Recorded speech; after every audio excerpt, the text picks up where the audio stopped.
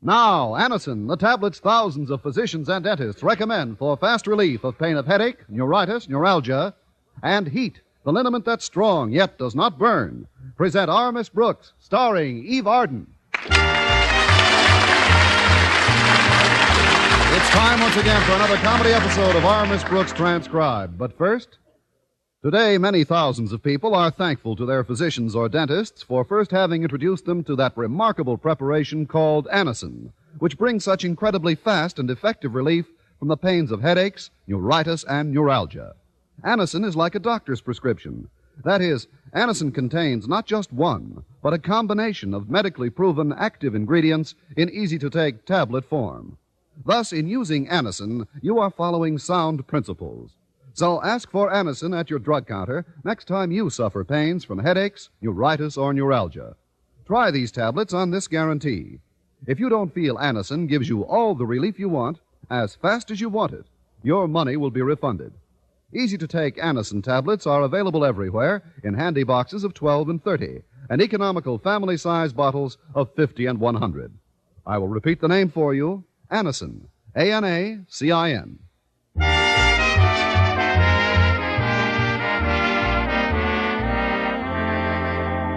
Well, our Miss Brooks, who teaches English at Madison High School, has often heard the old expression, money is the root of all evil. And if it's true, I should be wearing a halo.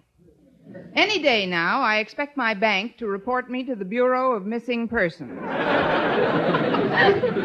Last Thursday, I happened to mention my financial predicament to my landlady at breakfast. I don't know what to do, Mrs. Davis. I simply can't save any money. Oh, it's just as well, dear. Money is the root of all evil. I know. Which reminds me, Connie, you owe me 48 and a half eagles. I mean dollars. Your rent is past due. Let's not live in the past, Mrs. Davis. I'd be happy to pay you if I had the money. You know that. Well, of course I do. Let's forget all about money and discuss something pleasant. Summer's just ahead, Connie. Where are you going to spend your vacation? Well, I thought I'd pack all my clothes and go to the Riviera. The Riviera? That's a pawn shop on the other side of town. Sam Riviera runs it. Well, if I were in your spot, I'd try to get a job with the Deacon. The Deacon? Deacon Jones. His square dance troupe is playing town hall this week. My goodness, you should hear that old Deacon swing out on his crazy mixed-up fiddle. Oh, yes, now I recall the name. Isn't he the fellow who bills himself the Hillbilly Heifetz? That's the chap. I don't know about you, Connie, but I dig that kind of music. Now, when you're through digging, bury it for me, will you? Believe me, that man makes nothing but money. I thought of you when I read the big ad he ran in yesterday's paper. What did it say? Well, he's planning a long tour this summer, and since some of his troupe have children traveling with him, he'd like to hire some school teachers to go along.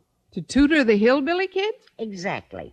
According to the ad, the teachers would also have to entertain a bit and sort of meet the children on their own ground. Wherever that is. You know what I think, Mrs. Davis? I think the Deacon has snapped his mental G-string.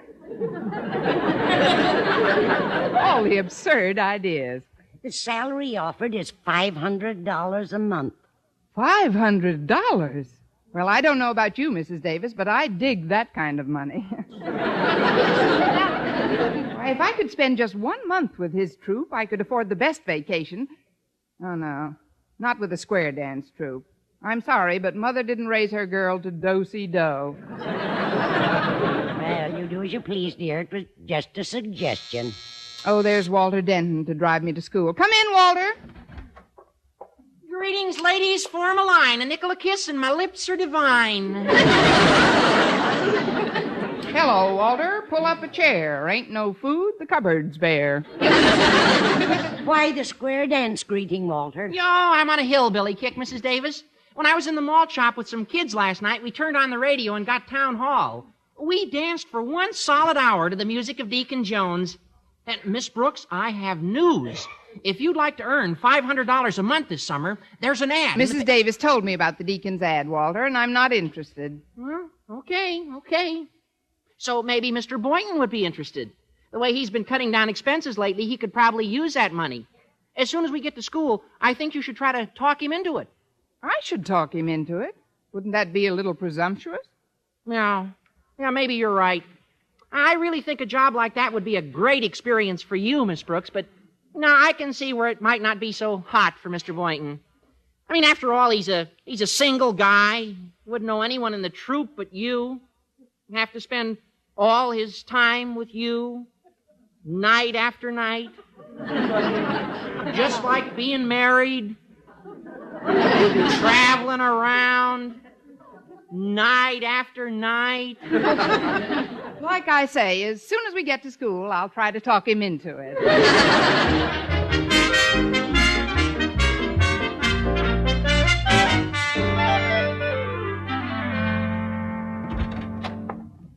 Good morning, Mr. Boynton. I'd like to talk to you for a moment before class begins. Oh, certainly, Miss Brooks. Come on in. Mr. Boynton, does the name Deacon Jones mean anything to you?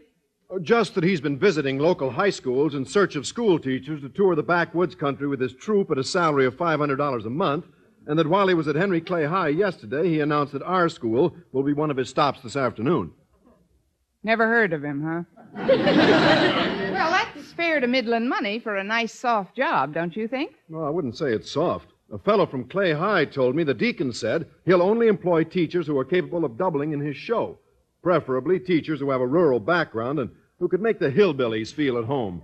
In other words, he's looking for a cross between Albert Schweitzer and Spade Cooley. Brainy, but homespun. Yeah, that's about it. Naturally, I've given up all hope of landing a job like that. But why? Why? Well, you must be kidding, Miss Brooks. Oh, gosh. Oh, shucks. I wouldn't know how to act like a hayseed. You wouldn't have to act. I mean, with a little rehearsing, it would become natural. I really think a long trip through those hills would do you a world of good. Not to mention me. You? Miss Brooks, surely you couldn't pass yourself off as a rural character. For $500, I could out Judy Canova.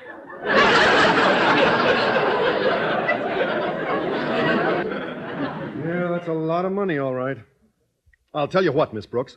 I've got a book of very witty minstrel jokes down in my locker. Now, let's meet here in my lab during lunch hour, and we'll rehearse some of those jokes. I'll be here with bells and a gas mask. Oh, good morning, Mr. Conklin. Good morning, sir. At ease, but remain alert. Miss Brooks, Mr. Boynton, as you know, the Board of Education recently distributed general exam papers for the purpose of conducting a comparative survey to determine faculty efficiency in the schools in this area. Yes, sir. A total of 7 high schools participated in the test, and Mr. Stone, the head of the board, just called to tell me the results. Oh? Where did our school come in, sir? Dead last, ma'am. My heart goes out to our students in this hour of shame, Miss Brooks. The blame for their abysmal showing in the test must, of course, be laid at the doorstep of our teachers. But, Mr. Conklin... Good students are made, not born. The failure of our students actually reflects the shocking inability of you teachers to cram some knowledge into their into their willing minds. Henceforth, I'll permit no faculty fraternizing during school hours. And I shall now tack a notice on the bulletin board to that effect. That will be all. Goodbye, Mr. Conklin. Bye, sir. Gosh, if we're forbidden to fraternize, we won't be able to rehearse before Deacon Jones comes over this afternoon. Not here in the lab, at least. I know, Mr. Boynton. We'll go underground. Underground? We'll meet in the supply room downstairs. Mr. Conklin hasn't been there in weeks. Well, it's risky, but we'll just have to chance it. After all, our entire summer is at stake. $500. And a whole month in each other's company, Mr. Boynton. You and me. Traveling from city to city, just the two of us. Just think of those nights. Well, to heck with the nights. Think of those days, sightseeing. Searching for curious fossils in strange places. I think I've found mine.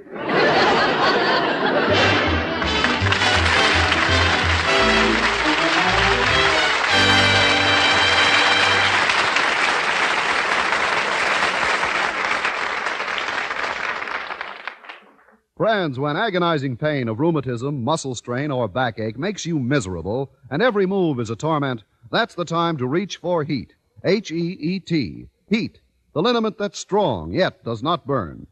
The moment you apply it, you can feel Heat's soothing warmth working to relieve your painful miseries. That's because Heat penetrates deep, brings immediate relief to sore, aching muscles. Wherever you ache, just brush on Heat.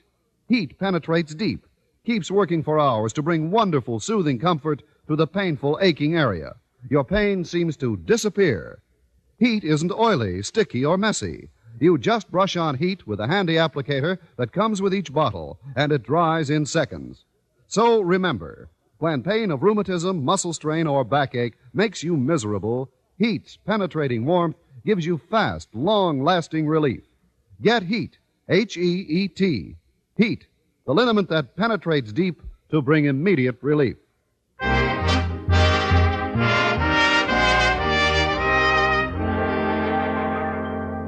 Well, at noon, in direct violation of Mr. Conklin's anti-fraternizing edict, I stealthily scurried down to the supply room for a clandestine meeting with Mr. Boynton, our purpose being to rehearse ourselves into a rural mood for the impending arrival of Deacon Jones, the hillbilly Heifetz. I rapped gently, and in a moment the creaky door was opened, not by Mr. Boynton, as I expected, but by Mr. Conklin's daughter. Enter, friend. Harriet. It's all right, Miss Brooks. I know all about your crazy mixed-up scheme. Who squealed? Oh, nobody. But while you and Mr. Boynton were cooking up your plot in his lab this morning, I happened to be right outside watering his window plant, and I overheard. You and your crazy mixed-up long ear. Did you tell anyone what you overheard? Oh, not a living soul. Just Walter Denton. He wants to try to land a job with the Deacon's troop, too, Miss Brooks.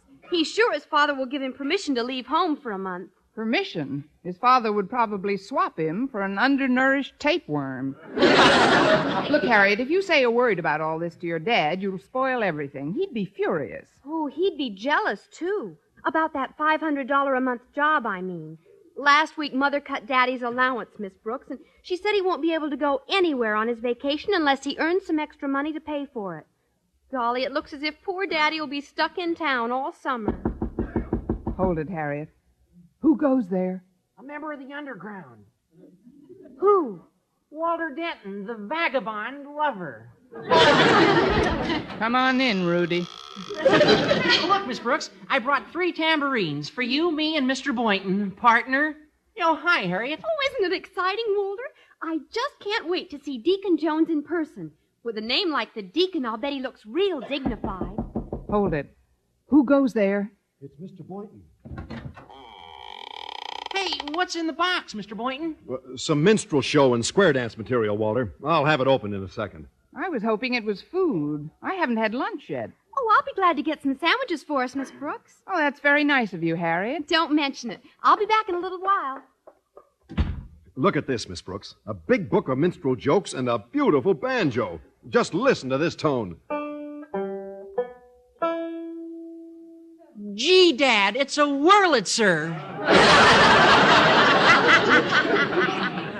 When I pick My Dog Has Fleas on the banjo like that, Miss Brooks, we spring our first humorous anecdote. You can read it right from the book. Here you are. Thanks. What's that you played on the banjo, Mr. Interlocutor? My Dog Has Fleas. Funny kind of a dog. My dog has pups. Oh, no.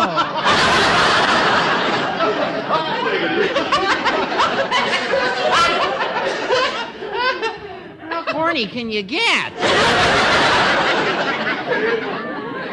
I don't like your attitude, Walter. I thought that was pretty nifty. Let's get down to some serious rehearsing, Miss Brooks. You read some of those jokes aloud. Meanwhile, I'll sit here with the banjo on my knee.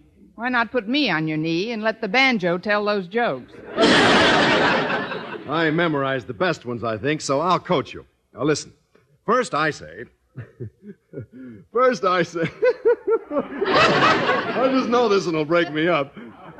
First I say, you don't have to tell me off anymore. I consider myself told. Uh-huh. Then you say, if you're told, why don't you put on your itty-bitty overcoat?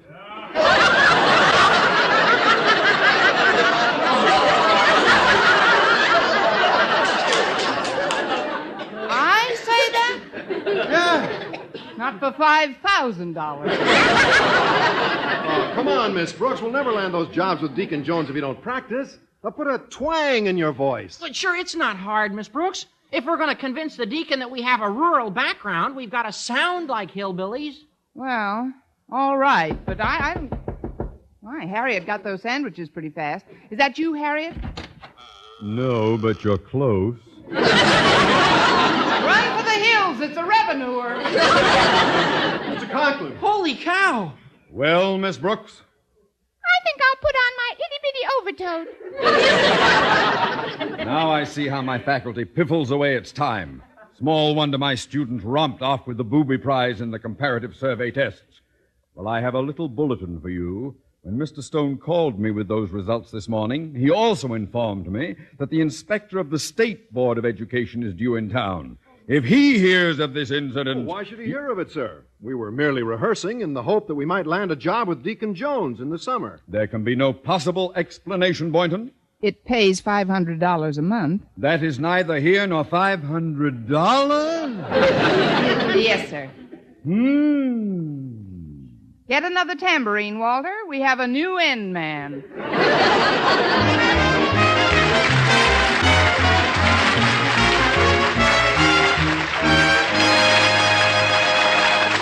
Our Miss Brooks will return in a moment. If you're planning an early space hop to the moon or elsewhere in the outer universe, plan to travel light. Anywhere else you go this summer, go with radio. There's almost no place on Earth you can walk, ride, fly, or sail where radio can't travel along with you. For the corner shelf of a summer cottage, there's a lightweight model that's perfect in every detail. For those hikes on the hills, those afternoons on the beach, those excursions to the backyard hammock, there's a portable that'll add plenty of entertainment to the occasion. If you're chugging along the highway in the family omnibus, there's a car radio to keep you company on the open stretches or in the bottlenecks. When you're on the move or away from home, there's a radio for every purpose. And keep in mind, when it comes to programs, America listens most to CBS Radio, the Star's Address. That's because CBS Radio has the most of the best in popular stars, in popular entertainment, in authoritative news broadcasts, in everything America likes to hear. So when you go, go with radio. Go with CBS Radio, where America listens most.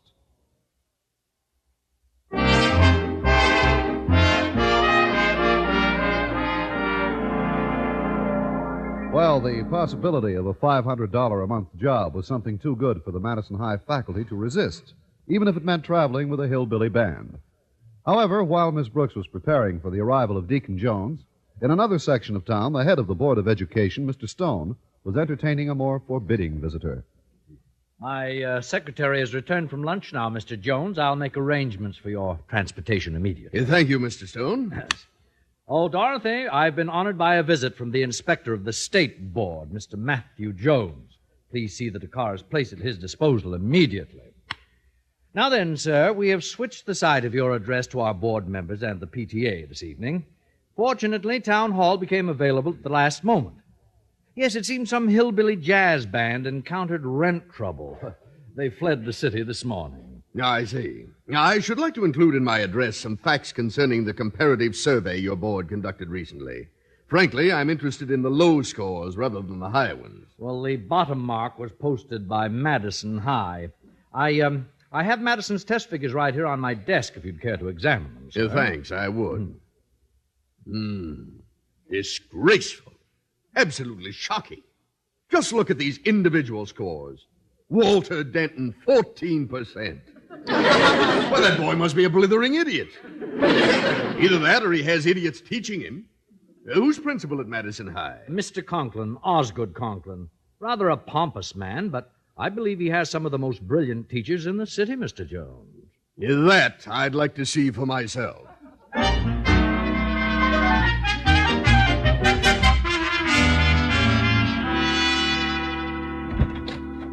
Hello. Is Mr. Conklin in? Oh, I'm sorry. He stepped out of the office just a few minutes ago, but he ought to be back pretty soon, Mr. Jones. So you're Deacon Jones. What's that? Oh, please make yourself comfortable, sir. Excuse me.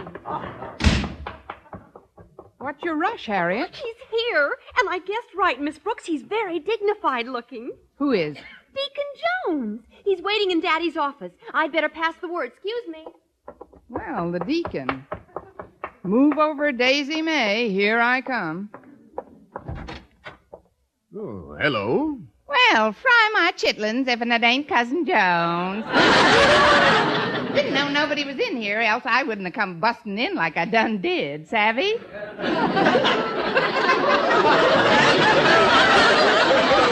Who are you? I teaches English in this here institution.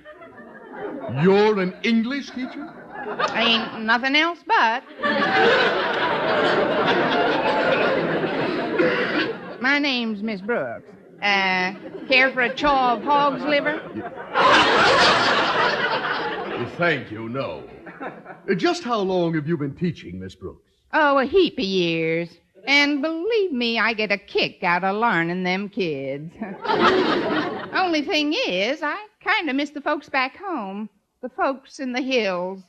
I'm sure a hankering to be back with my people. You may get your hanker sooner than you think. Honest and true, you mean it? I sure do, honey child. Oh, hi there, Mr. Barton. I dropped my Mickey Mouse penknife. I can't find the darn thing nowhere.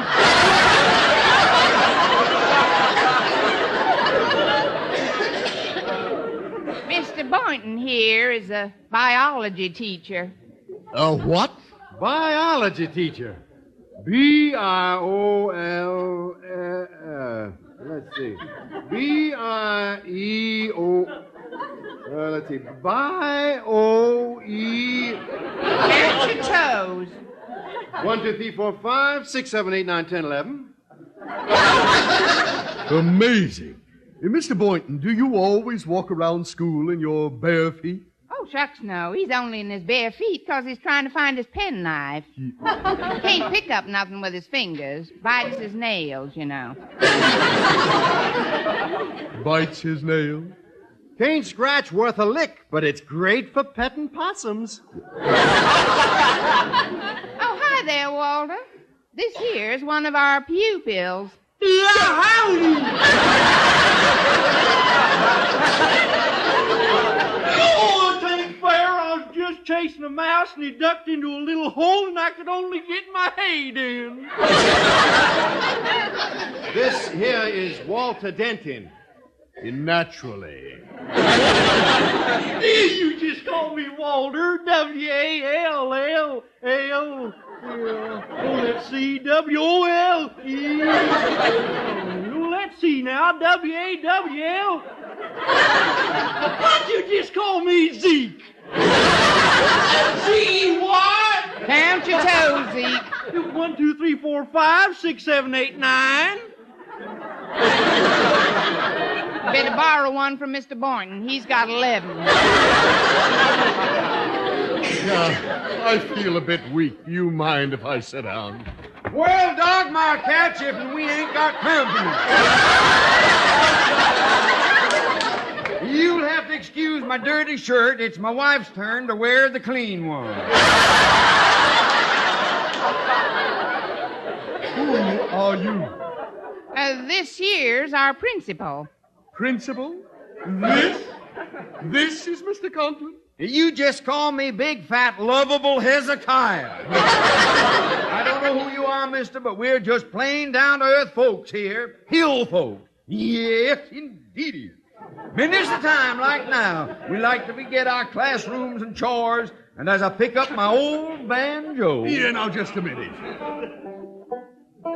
And as I pick up my old banjo... Yeah, put that thing down. We think of the folks back home and drift into songland. Come and see it by my side if and you love me. If you love me. I'm patient to bid me adieu. Not adieu. Yes, remember the river valley. Songs that I sang to you. Do-si-do and form a star, I could dance with a grizzly bar. This is incredible. fancy yet by my side if you love me. Do not hasten to bid me. I learned how to kiss like a glutton, playing trumpet for Ina Ray Hutton. Just remember the Red River Valley and the old songs that I sang to. Every time I dance with Louise, I get a run in my BVD.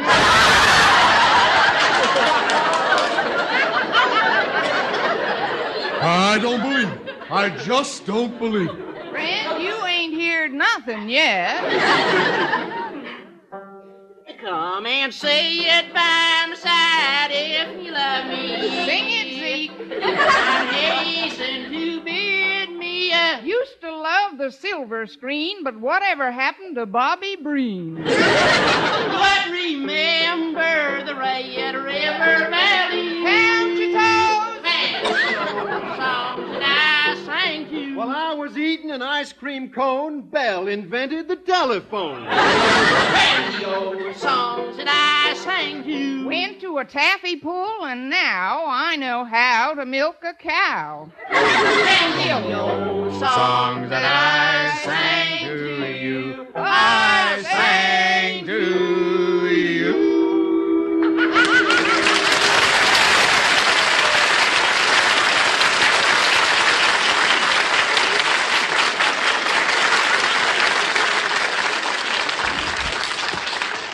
What is going on here? Mr. Stone! Yipe! Hand me my shoes.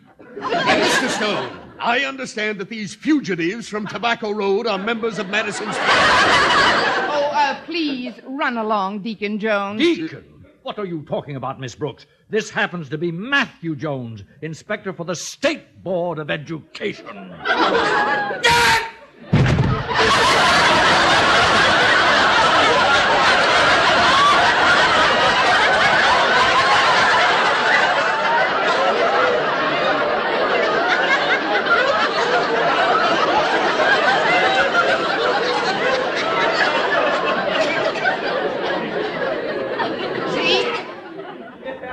Pick up fat old lovable Hezekiah. He fainted. Sir, you're Matthew Jones? The inspector for the State Board. That's right. Now speak up. What do you have to say for yourselves? Just remember River Valley and the old songs that I sang to. what good will it do to speak? We are plainly up the creek. Songs that I sang to you, I sang to you.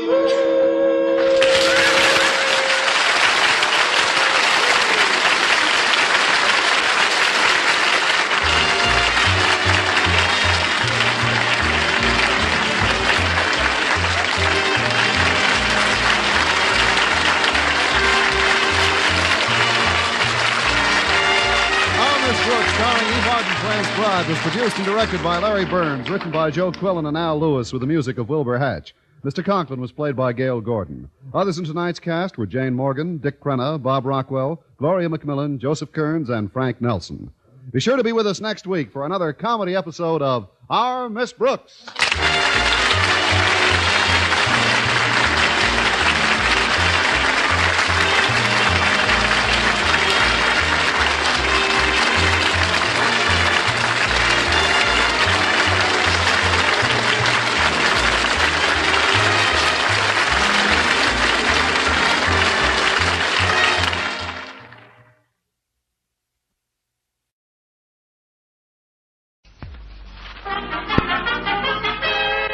Now it's Our Miss Brooks, starring Eve Arden.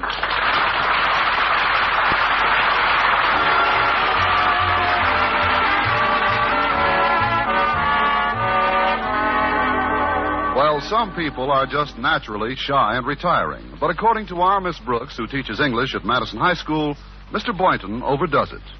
Yes, we don't even hold hands when we go to the movies. Except, of course, when I surreptitiously slip him the 65 cents for my ticket. Even that slight contact could be more romantic if it lasted a bit longer.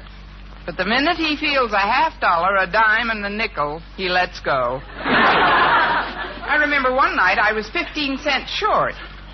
That's the hottest time I've had with him in 6 years. After brooding about this stalemate all week, I decided last Thursday night to give him up once and for all, to put him completely out of my mind. It was difficult to do, but once I had arrived at the decision, I stretched out on my bed, turned out the light, and in no time at all, I was peacefully writhing around, shredding my sheets. Friday morning, my landlady had an even rougher time than usual trying to wake me up. Connie, wake up, Connie. Connie, time to get up, dear. Rise and shine, Connie. Oh, good morning, Mrs. Davis. Thanks for waking me. I've got to get to school. What's this? What am I doing with my clothes on? You put them on 10 minutes ago when I woke you the first time. I should have slept in them. They could use a good pressing. I'll straighten your bed while you get your shoes on. And goodness, what made you take all those face towels to bed with you? Those aren't face towels. That's what's left of the sheet. I'm afraid I had a very restless night, Mrs. Davis. I tossed and turned for hours. Worrying about Mr. Boynton, Connie? Not anymore. I decided to call it quits. But, Connie... Oh, I know I've said that before, but this time I mean it. I'm going to forget all about him. When did you arrive at that decision? Yesterday, after another one of our amorous dates in the park zoo. It was terribly disappointing, Mrs. Davis. The more so since 4 or 5 minutes seemed genuinely romantic when Mr. Boynton breathed on the back of my neck. When did you do that? While he was looking over my shoulder at the monkeys. He's a strange man in many ways, Connie, but I'm sure you can patch it up. Well, there's nothing to patch up, Mrs. Davis. I'm just going to put him out of my mind completely. Well, whatever you say, dear. Now, please put on your shoes and come into the dinette. Breakfast will be ready in a jiffy. You go on ahead. I'll be right in. Oh, gosh, I'm sleepy. Oh, don't take too long, dear. I don't want your grapefruit to get cold. Don't worry. I'll be there in a minute.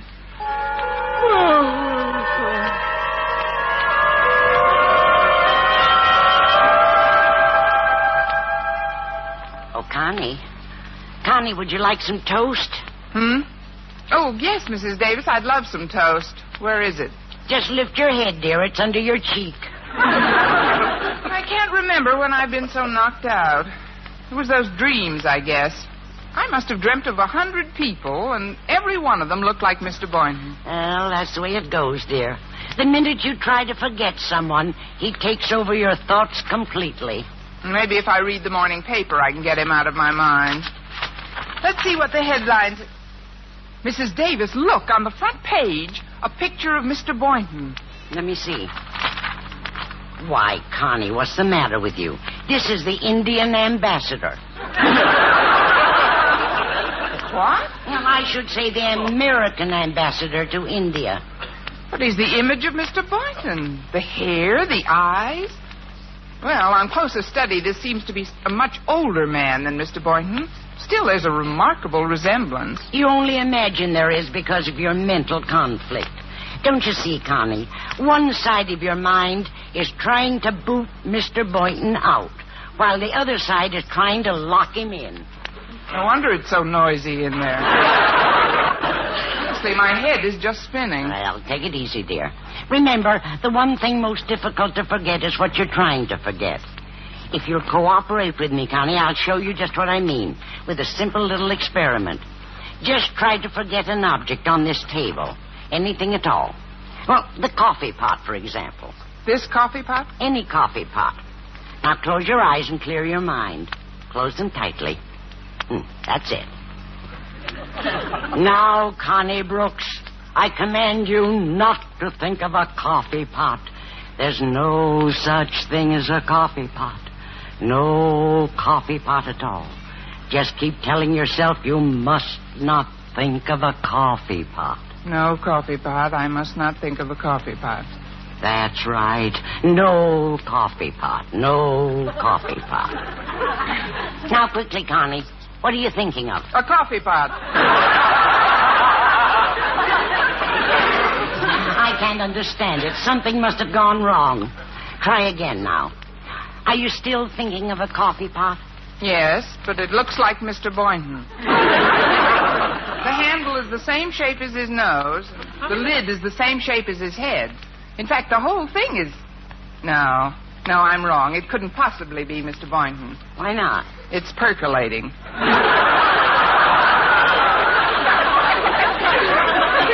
Oh, well, I'll have some coffee. Oh, somebody's at the front door. Oh, there's the phone. We're a big hit this morning. I'll see who's at the door, and you answer the phone, Connie. Hello? Good morning, Miss Brooks. This is Mr. Boynton. Oh.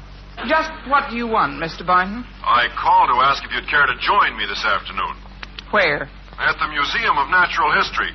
They're going to exhibit for the first time a red-tailed field mouse from France. Should be very exciting. A French field mouse? That's right. Well, kiss him on both cheeks for me. I can't make it. I don't quite understand your attitude, Miss Brooks. You sound rather unfriendly this morning. Excuse me, Connie, but there's 5 cents postage due on this cookbook that just arrived, and I haven't a bit of change. Would you pay the postman for me? He's waiting at the door. Oh, certainly, Mrs. Davis. Hold the phone a minute, will you, Mr. Boynton? All right. I understand Mrs. Davis owes you... Yipe! What seems to be the trouble, ma'am? Mr. Boynton, what are you doing in that postman's outfit? And how did you get off the phone and over here so quickly? Did you say Boynton, ma'am? My name is McDonald. I'm the new postman in this district. Now, if you'll kindly give me a nickel that's due... Here's your nickel, Mr. McDonald, but please do me a favor. Wait here just 1 minute. It's very important. Okay. Hello? Are you still there, Mr. Boynton? Well, yes, Miss Brooks. That's all I wanted to know. Bye. Mr. McDonald? Oh, yes, ma'am. Bye. Mrs. Davis, why didn't you tell me that our new postman is the image of Mr. Boynton? What are you saying, Connie? Mr. McDonald doesn't look any more like Mr. Boynton than I do. And he's got a thick Scottish burr. Burr? He doesn't have any more Scottish burr than a French field mouse. Or an Indian ambassador. Now, dear, pull yourself together. You see, Connie, when my sister Angela was being treated for her absent-mindedness, I learned quite a bit about psychiatry. Well, what has that got to do with me? Just this, dear.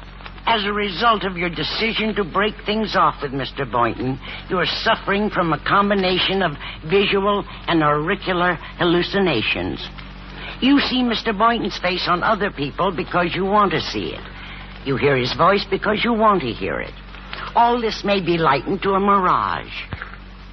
You see what I'm driving at? Exactly. You're trying to tell me that I'm perceiving objects which have no foundation in fact.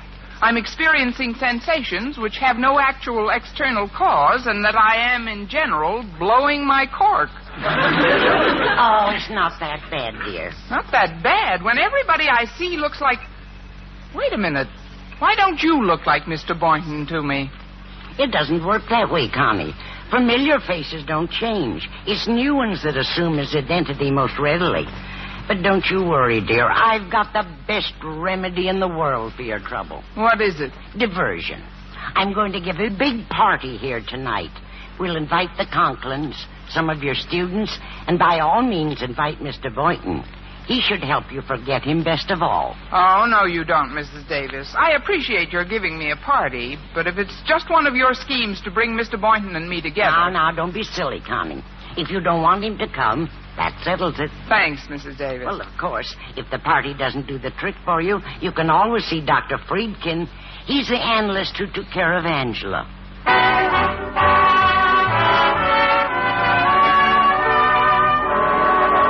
I finally got to school, but spent the whole morning like someone in a dream. Reality seemed to return when I stood in front of the steam table in the school cafeteria and set some lunch on my tray. Hello, Miss Brooks. Hello, Mr. McDonald. I was just about... Mr. McDonald, what are you doing at school? Shouldn't you be delivering the U.S. mail? Miss Brooks, I'm Mr. Boynton. What have I got to do with the U.S. mail? Or the U.S. female, for that matter.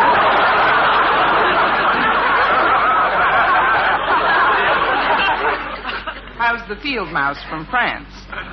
Well, now that you mention it, I heard this morning that the exhibit's been called off. The French field mouse never got here. Seems there was a strike, and the boat he was on couldn't leave port. You mean he was too chicken to swim? If you'll excuse me, I promise I'd join Walter Denton at his table.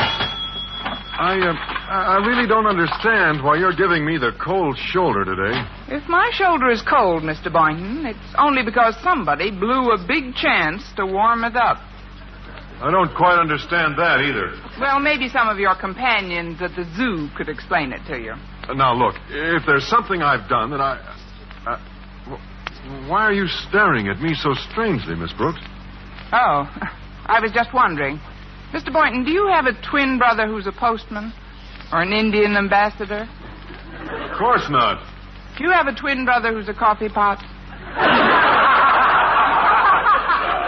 Never mind. You really must excuse me now. But, Miss Brooks... Goodbye, Mr. Boynton. Hello, Walter. How's everything? My cup of happiness is slopping over. Here, let me set your tray down for you. Oh, thanks. Yeah, if I may make an observation, you don't seem in a very good mood for your party. I haven't seen you smile all day. Oh, don't let that fool you. The only reason I'm not smiling is because I'm miserable.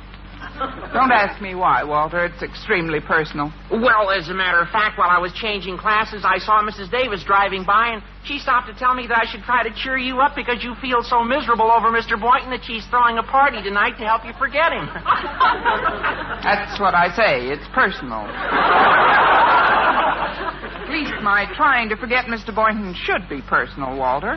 Now that you're in on it, I hope you'll keep it to yourself. Oh, don't you worry, Miss Brooks. Only a blabbermouth would spread around a thing like that. Say, there's Harriet Conklin. Oh, you don't mind if she joins us for lunch, do you? Well, Get over here, Harriet. Hi, Walter.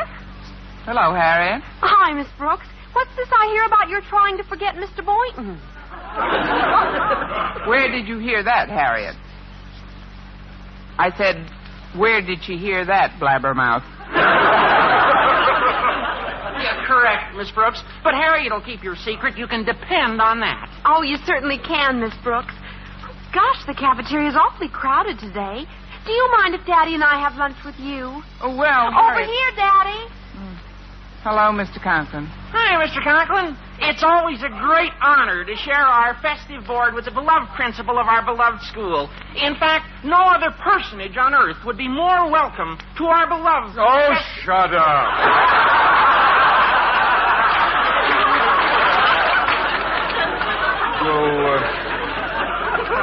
Go and order my lunch, Harriet. All right, Daddy. I see you finished your lunch, Denton. And so, as the Latin saying goes, omnium deriosum nihi disputandum. Meaning what? Get lost. Oh, sure. See you later. So long, Walter. Now then, Miss Brooks. Yes, sir? What's this I hear about you trying to forget Mr. Boynton? I don't know. What's this you hear about me trying to forget Mr. Boynton? I don't know. What's this I hear about you trying to forget Mr. Boynton? We're in a rut, sir. Frankly, I don't care to discuss my personal life. As my principal, you're empowered to question me only on those matters which are pertinent to school business. This does concern school business. You're supposed to spend 6 hours of every day in your classroom, Miss Brooks. And yet most of that time, I see you in the hallway galloping after Mr. Boynton like a hopped-up gazelle. If you really intend to forget him, therefore, I can look for an improvement in your work. I can only assure you, Mr. Conklin, that not only is there absolutely nothing between Mr. Boynton and me, but there's going to be less. Good.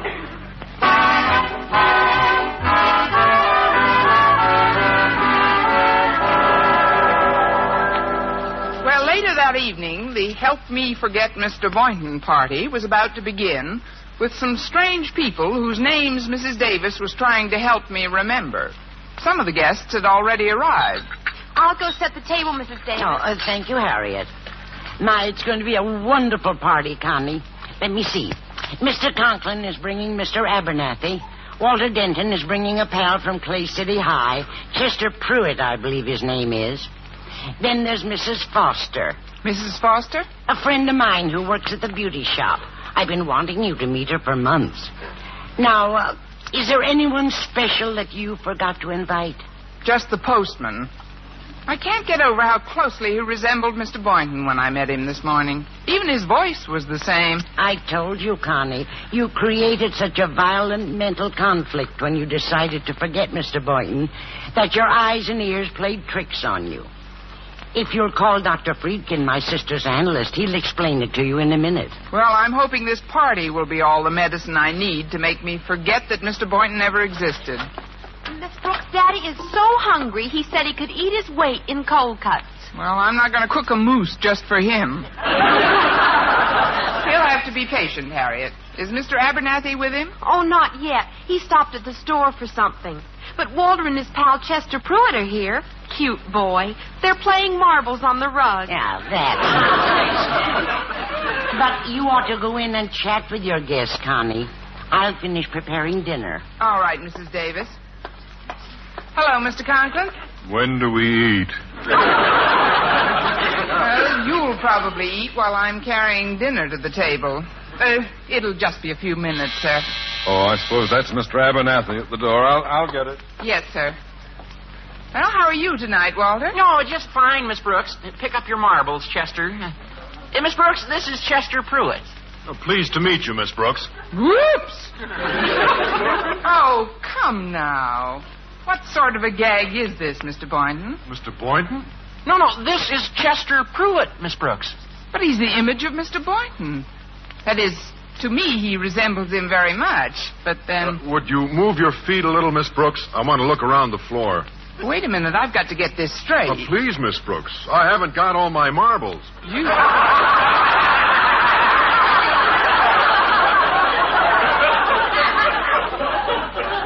haven't got all your marbles. If I were in the Army, I'd be out on Section 8. Look, Mr. Boynton, Chester, how old are you? Oh, I'm 14, but I'm going on 15. I think it was real peachy keen of you to let me come over tonight. I think I'll go lie down. If you boys will excuse me. Oh, hold on there, Miss Brooks. I want you to meet a friend of mine. This is Mr. Abernathy. Oh, I'm delighted to meet you, Miss Brooks. Huh? Wait a minute. You can't be Mr. Abernathy. You're Mr. Boynton. Mr. Boynton? Well, that's quite a compliment to pay a 70-year-old man. Boynton is a young biology teacher at Madison, Fred. Well, bless you, Miss Brooks. If I had my new dentures with me, I'd bite you.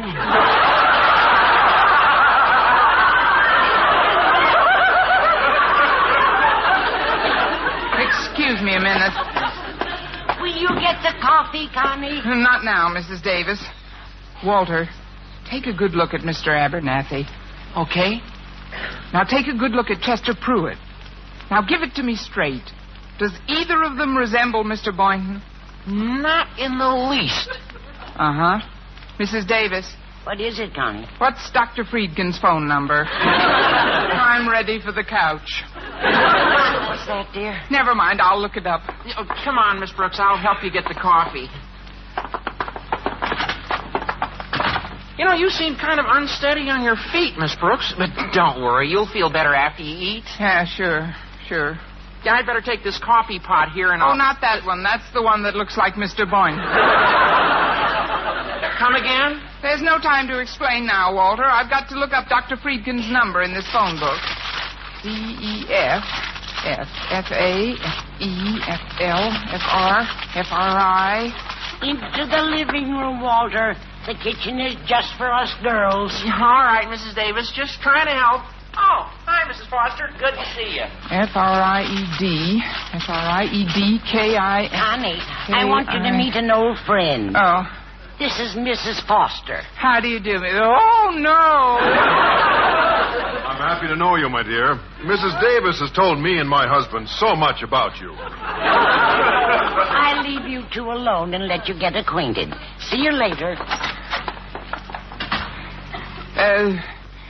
You'll forgive me for staring, Mrs. Foster, but there's something about your face. Yes, I know, but it can't be helped. Beautician or no beautician, I'm not the girl I used to be. That you can say louder. I mean, you look so very much like someone, and yet as you stand here in that off-the-shoulder dress... Oh, I'm so glad you like it, my dear. I made it myself. Of course, I don't do quite as much sewing lately as I used to. You don't? No. Not since the baby came. You have a baby? Well, what is it, a girl or a Boynton? I mean... Is it a boy? Well, my last born is a boy. I have 7 all told. Heavens, I don't know what I'd do without the diety service. But, Miss Brooks, you look rather pale. Naturally. My blood just left for Dr. Friedkin. You'll have to excuse me now, Mrs. Foster. I've got to make a very important phone call. If you'll step into the living room... Oh, but I don't know any of your guests aside from the Conklins and Walter Denton, Miss Brooks.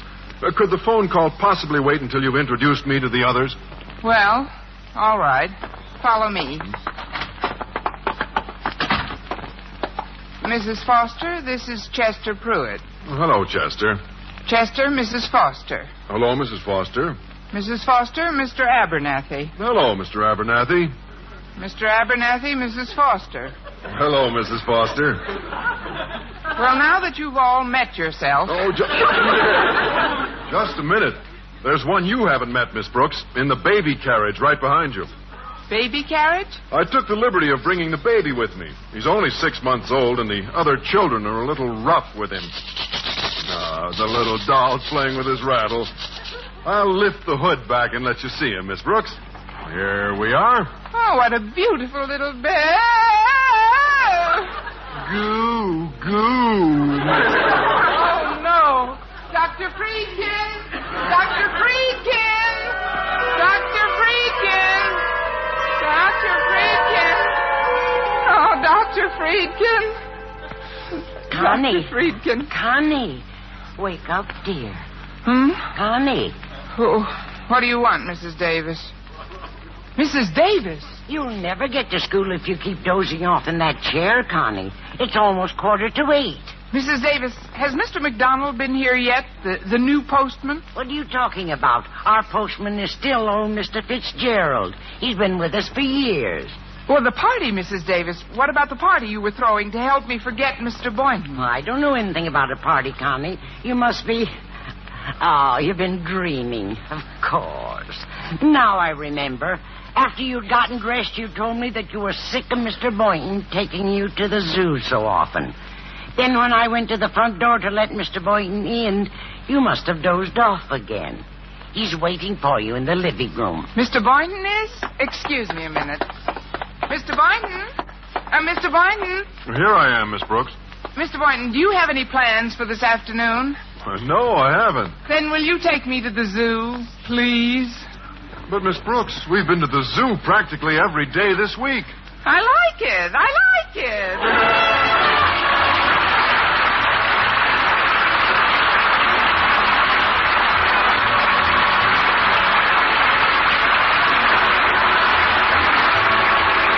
Miss Brooks, starring Eve Arden, transcribed, was produced and directed by Larry Burns, written by Joe Quillen and Al Lewis with the music of Wilbur Hatch. Mr. Conklin was played by Gail Gordon. Others in tonight's cast were Jane Morgan, Dick Crenna, Bob Rockwell, and Gloria McMillan. Be sure to be with us next week for another comedy episode of Our Miss Brooks. This is the United States Armed Forces Radio and Television Service.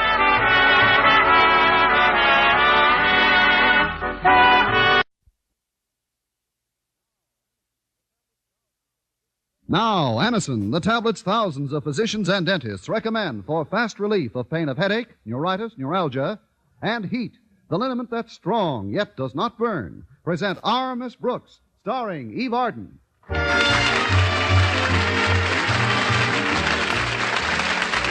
It's time once again for another comedy episode of Our Miss Brooks transcribed. But first, every day you hear more and more about a remarkable way to relieve the pain of headaches, neuritis, and neuralgia. The name is Anacin, spelled Anacin. Thousands of men and women first discovered these tablets when they were given an envelope containing Anacin by their own physicians or dentists. Perhaps you yourself at some time have learned about Anacin this way. If so, you know how incredibly fast and effective these tablets are. Anacin is like a doctor's prescription. That is, Anacin contains not just one, but a combination of medically proven active ingredients in easy-to-take tablet form. When headache, neuritis, or neuralgia pain strikes, you want relief, and you want it fast. So, for your own sake, try Anacin, sold on this money-back guarantee. If the first few tablets don't give satisfaction, you may return the unused portion, and your money will be refunded. Ask for Anacin tablets today at any drug counter. Anacin comes in handy boxes of 12 and 30 tablets and economical family-size bottles of 50 and 100.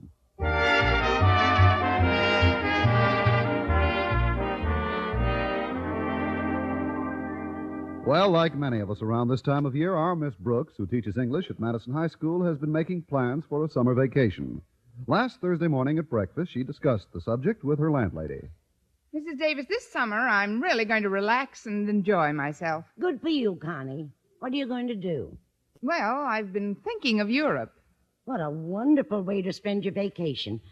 I can see you now, all through the warm summer nights, sitting out in our backyard thinking of Europe. Well,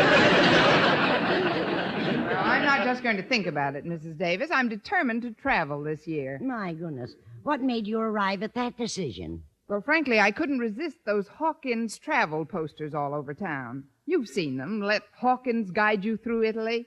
Let Hawkins guide you through France. Well, yesterday I went to their office and told them what I could afford for a summer vacation. What did they say? Let Hawkins guide you through Yonkers. But when I told them I was a teacher, they made me a very interesting proposition. All I have to do is get 3 friends to take one of their tours, and I get mine for a third of the price. Oh, that sounds wonderful, Connie. How have you progressed so far? So far, all I need is 3 friends and a third of the price. Say, maybe you might like to take the tour with me. Me? But, Connie, how could I? The only possible way I might afford a trip like that would be if I were to collect all the back rent you owe me. Well, that lets you out. You see, Mrs. Davis, if I paid you back everything I owe... No, I didn't mean to ruin your day, Connie. Your credit is still good with me. Besides, even if you did make a substantial payment to me through some sudden miracle, I still couldn't go abroad. I feel I should spend the summer with my sister Angela. Oh, isn't she feeling well, Mrs. Davis? Well, she's all right physically, but the poor thing gets more absent-minded every year. She really needs me, Connie. Did I tell you about our last telephone conversation? No, you didn't. No, I didn't what, dear? You didn't tell me about your last phone conversation. Well, you seldom tell me about your phone conversations. Pull up a couch and lie down. To get back to my plans. Oh, there's Walter Denton. Be right there, Walter. Oh, thank goodness he's not coming in for breakfast. We've only got 6 eggs left. Connie, before you go, I'd like to make a suggestion. What is it? Why don't you tell Walter about the Hawkins Travel Agency? Maybe his parents would like to send him away for the summer. They'd probably love to send him away, but I don't think it would be fair to Europe. They have enough of a food problem now.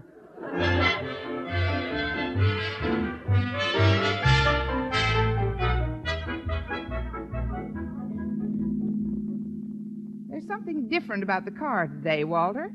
You've made it very cheerful somehow. Just by adding you, Miss Brooks? No, there's something plus me. I know. You've painted the top a nice shade of sky blue. Yo, I've done better than that. I left the top at home. You are looking at the sky itself. Oh, well, it's better than looking straight ahead. Nothing to see there but fleeing pedestrians. Oh, Walter, have you noticed the travel posters all over town? Yeah, I have, Miss Brooks. Why? I was just wondering. How would you like to eat your way travel across Europe this summer? Me? Oh, my folks would never let me go abroad alone. Well, so much the better. Maybe they'd enjoy a European trip, too. No, I'm afraid not, Miss Brooks. They've already made their plans for a summer vacation. Well, I'm sorry they've got other plans, Walter. It would have been nice to have you all along. But along? Are you going abroad, Miss Brooks? I'm trying to. If I tell you something in strictest confidence, will you promise to keep it quiet? My jaws are a steel trap. That I know. Just be sure you keep them shut. The truth is, Walter, if I can get 3 other customers for the Hawkins agency, I can tour France and Switzerland for a third of the regular price. Gosh, that's a wonderful deal, Miss Brooks. Have you thought about Mr. Conklin? Only when I eat something heavy before going to bed. Mr. Conklin never takes his family any place but to Crystal Lake. They have a cottage there, you know. Yeah, I know, but Harriet told me that her mother's fed up with it and would very much like to travel this summer. Look, why don't you drop in and have a heart-to-heart talk with Mr. Conklin? I don't know, Walter. As a rule, he isn't very partial to suggestions that come from me. But Harriet and Mrs. Conklin have been buttering him up for weeks. All you'd have to do is apply the final coat. And if I may be permitted a personal observation, Miss Brooks, you are without a doubt the greatest little salve artist since Florence Nightingale. Oh, thank you, Dr. Kildare.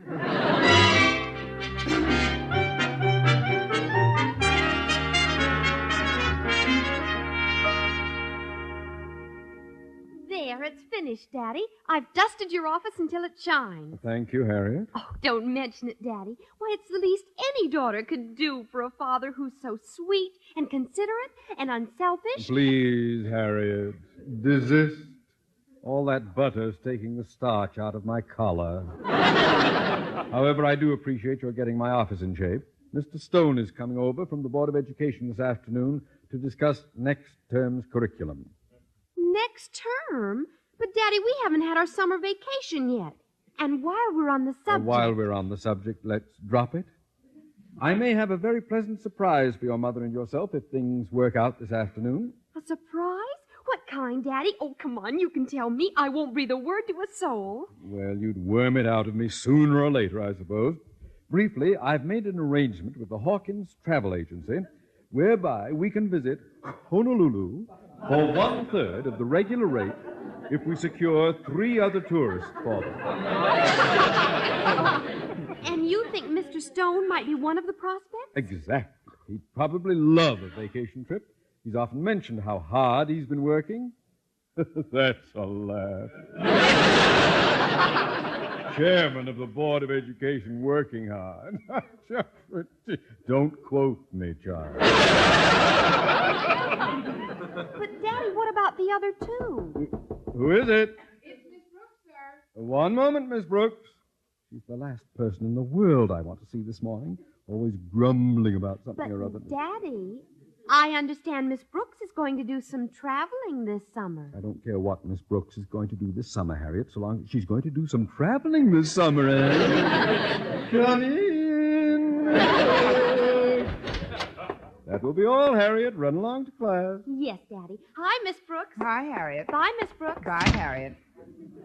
Well, sit down, sit down. How is my favorite English teacher this morning? Oh, Miss Enright is fine, Mr. Conklin. No, I was referring to you, my dear. I can't tell you how delighted I am to see you. I was just thinking of the past year and how you've helped so greatly to make it a happy one for me. Huh? Oh, we've had our little differences. Some unfortunate incidents have occurred, like the time you dropped the typewriter on my sore foot, in the afternoon you spilled the ink on my new suit, and that day in the cafeteria when you wantonly rushed me from behind and scattered a tray full of food all over my vest. And then when you had the colossal go...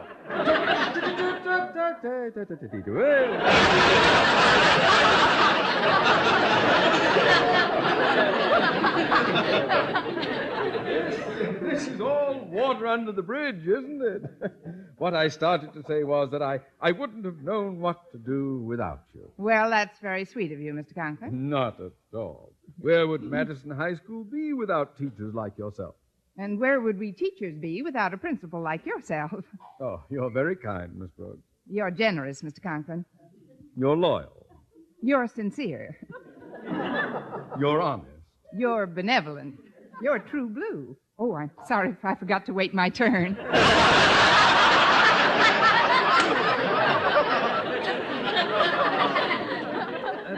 Miss Brooks, I heard you were thinking of traveling this summer. And I heard you were thinking of traveling this summer. Yes. I was considering the possibility of a trip to Honolulu. I was considering Switzerland. You'd love Honolulu, Miss Brooks. Oh, you'd be wild about Switzerland, Mr. Conklin. Honolulu is so relaxing. Switzerland is so invigorating. It's so colorful. It's majestic. It's delightful. It's awe-inspiring. It's... Oops, you almost missed your turn again. Well, Miss Brooks, wherever you do elect to travel, I'd like to call a certain agency to your attention. Have you heard of the Hawkins Travel Agency? Oh, yes, indeed. They're very efficient. They're extremely alert. They're up to the minute. They're progressive. I pass. Let's just say we agree that the Hawkins Agency is the one we'll both use this summer. Fine. You've been most cooperative, Miss Brooks. Well, you're sweet to say so. You're extremely thoughtful. Mr. Conklin, before we go around again, there's something I'd like to say. What's that, Miss Brooks? This is the first time I've ever heard of two people polishing the same apple.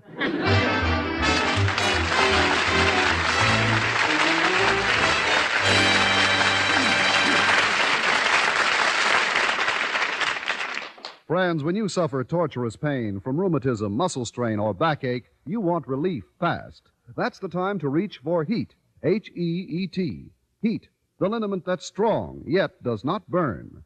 The moment you apply it, you can feel HEAT's soothing warmth working to relieve your painful miseries. That's because HEAT penetrates deep, brings immediate relief to sore, aching muscles. Wherever you ache, just brush on HEAT. HEAT penetrates deep, keeps working for hours to bring wonderful, soothing comfort to the painful, aching area. Your pain seems to disappear. HEAT isn't oily, sticky, or messy. You just brush on HEAT with a handy applicator that comes with each bottle, and it dries in seconds. So remember, when pain of rheumatism, muscle strain, or backache makes you miserable, HEAT's penetrating warmth gives you fast, long-lasting relief. Get HEAT, H-E-E-T. HEAT, the liniment that penetrates deep to bring immediate relief.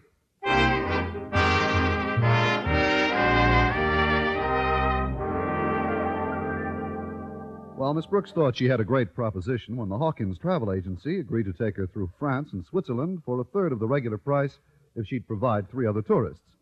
Mr. Conklin, however, has made the same deal with them, and so far he and Miss Brooks have succeeded in selling just one other person on the service, namely each other.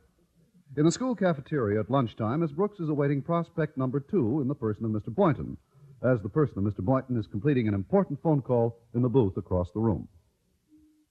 Well, things are going just fine so far. Yes, I've got one of the customers I need for our deal all sewed up, Mr. Hawkins. When I told him I was going to use your service, too, our principal all but jumped down my throat. Now all I need are 2 more, and I'll be on my way to Mexico.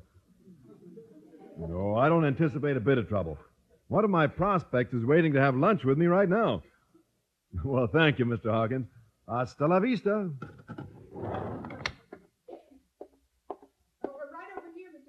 Well, I'll be over as soon as I stop at the steam table, Miss Brooks. You don't have to. I picked up lunch for both of us. Oh. Well, you shouldn't have done this, Miss Brooks. I wanted to buy lunch for you today. You did? Well, I have the checks right here. It was very thoughtful of you to take care of it, though. I shouldn't let you do it, really. Well, you can still pick up... Bad enough that you pay for your own lunch without trying to... Well, nothing's been paid for yet, Mr. Boynton. The cashier's on the way out, and if you want it wouldn't be very gracious of me to make an issue of it now, I suppose. But I don't want this to become a habit. Now, from here on in, it's Dutch. Sounds exciting. By the way, Mr. Boynton, I understand you're thinking of doing some traveling this summer. Well, yes, Miss Brooks, I am planning a trip. Oh, I think it's the only way to spend a vacation. How about you? Oh, nothing like it. I'm determined to travel this summer. Oh, may I ask where to, Miss Brooks? France and Switzerland, mostly. Oh, I can picture it now. Bern, Lucerne, Interlaken. I'm going to Mexico. Acapulco, Ensenada, Tijuana. No, there's nothing like it. Yeah, but, Miss Brooks, the cities you just mentioned are in Mexico, not Switzerland. I I know, but I'm not prejudiced. Maybe I'll take a peek at Mexico before I hit the continent. Or better yet, maybe I can persuade you to come to Europe with me. I don't know, Miss Brooks. Mexico's pretty exciting. Switzerland's invigorating. Mexico is so colorful. Switzerland is so majestic. Mexico is so romantic. Switzerland is so Mexican. I mean, it would be nice to travel together, Mr. Boynton. Well, I'm not planning a very luxurious trip, Miss Brooks. I'd want to see something of the back country. Oh, naturally. I can see us now, sitting together under a big Mexican moon. I'd hire a couple of donkeys, and after 5 days of steady riding, we'd be deep in the interior. I can see us now, standing under a big Mexican moon. You know, Miss Brooks, I'm extremely interested in the remains of the Aztec and Inca civilizations. And come to think of it, there's no one with whom I'd rather explore those old ruins than you. I don't know whether to feel flattered or have my face lifted. But, Mr. Boynton, wherever we decide to go this summer, I think a good travel agency is most important, don't you? Oh, yes, I do. Have you heard of the Hawkins Agency? I was just going to ask you the same question. They're very efficient. Oh, they're extremely alert. They're up to the minute. They're progressive, and I pass again. Then it's agreed? You'll use the Hawkins Travel Agency? I wouldn't go anywhere without them. Positively, Miss Brooks? Absolutely, Mr. Sheehan.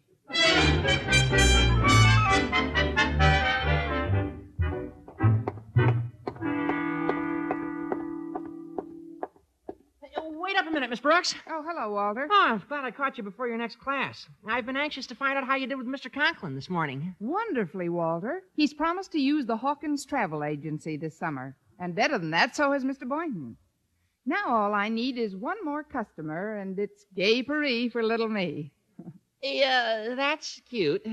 And, Miss Brooks, I think I've got just what you want right here in my pocket.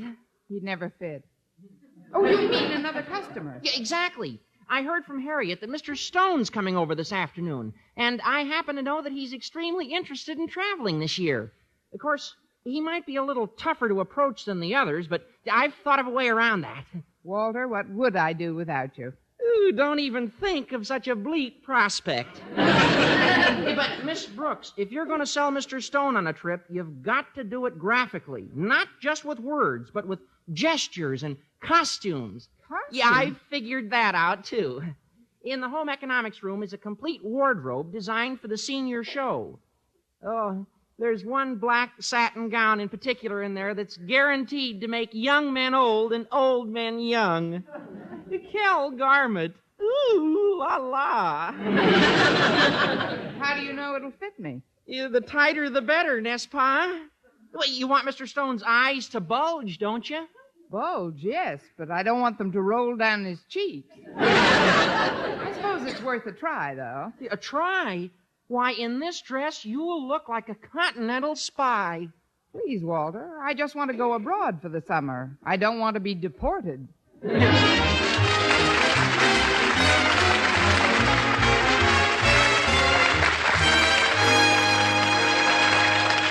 Miss Brooks will return in a moment. We've come a long way from the days of the town crier. From the first moment airwaves put communications on a worldwide basis, the days of the town crier were numbered. Today, people depend on their radio sets to bring the world into their homes. Of course, there's something backing up the radio set. Here at CBS Radio, we have a brilliant reporting staff, including Edward R. Murrow, Lowell Thomas, Douglas Edwards, and Robert Trout. All four heard every weekday evening on most of these same stations. But there's a mighty important something backing up our reporters, too. It's the CBS News worldwide staff of eyewitness observers. When Messrs. Murrow, Thomas, Edwards, and Trout, and the rest of the CBS News great names in reporting, aren't off in the four corners of the world seeing for themselves, they're on home base receiving reports from a battery of newsmen whose many years of experience have made every man an expert in his section of the world. For top reporting backed by keen experience at the scene of the news, make CBS News your listening post on history, daytime or night, throughout the week.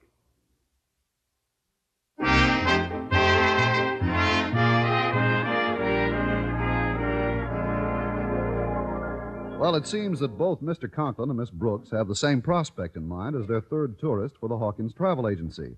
This doesn't seem too illogical when you consider that they had the same prospects in mind for the first two tourists as well. However, this time they have both decided to convince their man graphically.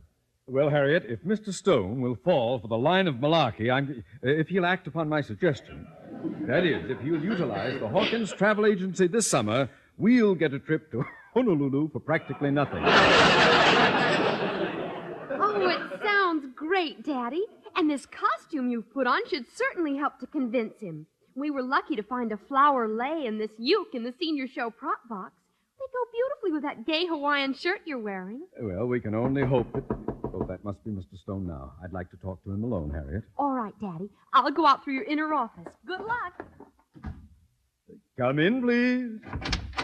Oh, good afternoon, Osgood. Oh, pardon me, madam. Oh, you were right the first time, Mr. Stone. It is indeed I, Osgood Conklin. Aloha, sir. What? No doubt you're wondering why I'm dressed in this manner. Oh, no. All my principals come to school with flower leis around their necks. Well, I could explain very rapidly, Mr. Stone, but first let me ask you something. Does this costume of mine give you any ideas? I should say it does. But before I have you dismissed, I'm going to find out where you're hiding the bottle. I never touch intoxicating beverages, Mr. Stone. I'm merely trying to create a mental image for you. A mental image? I want to go back to my little grass shack in Kealaka'u, Hawaii. Oh, no! With the huma huma nuka nuka apa swimming by.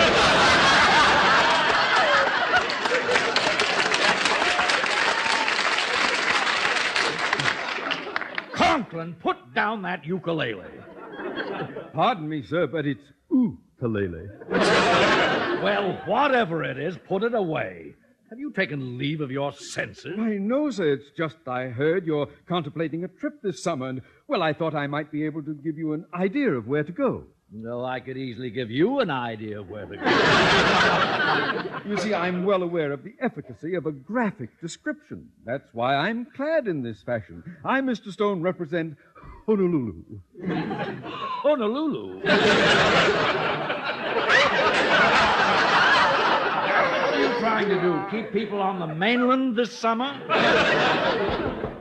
Come in. Mr. Boynton. What are you doing with that sombrero on? And that horse blanket draped over your shoulder. Boynton, are you posing as a Mexican? Si, senor. Now listen to me. No, you listen, Mr. Conklin. Allá en el rancho grande, allá donde viví. Había una rancherita que alegre me decía,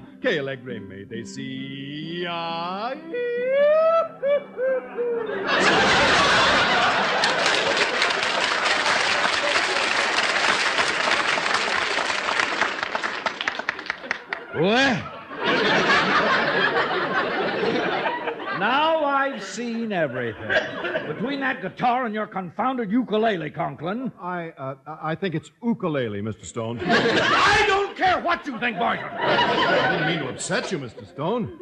Just that I heard you were planning a trip, and I thought you might enjoy a visit to Mexico. Mexico, nothing, Boynton. We're all going to Honolulu.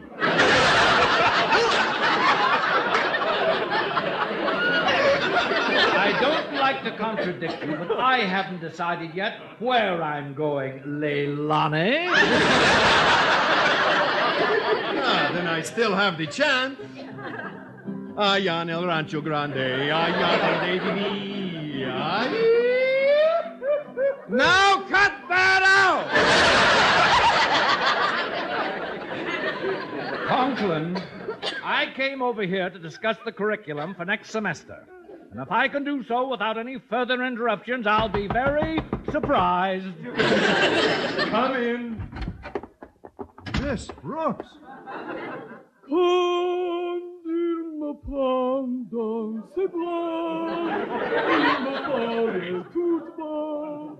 Je vois la bien rose.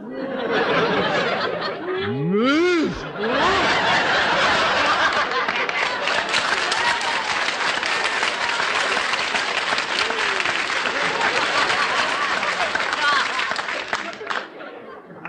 And they say television isn't bringing back vaudeville. Brooks, what are you doing in that Parisian gown? And an alpine hat. He's probably trying to represent France. But naturellement. And Switzerland. But certainement. Both? But of course not. Oh, there is nothing like Paris in the summer. The Arc de Triomphe, the Rue de la Paix, the Place de la Concorde, and Piccadilly Circus.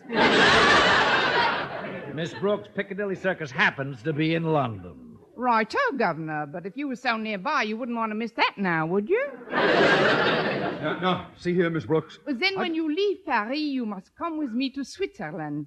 In the alpine villages that are French, you will find the wine, the women, and the song. Yes, I'm sure that's true, Miss Brooks. And then we go to the Bavarian Alps.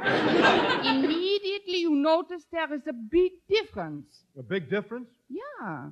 There, with the women and the song, you get beer. Ach, and what beer? 2 bottles, and you ski down the whole mountains without your skis. Well, all this is very enlightening. However... That's the way you're wrong. Is there no lightning in the Italiano Alps? The Italiano Alps?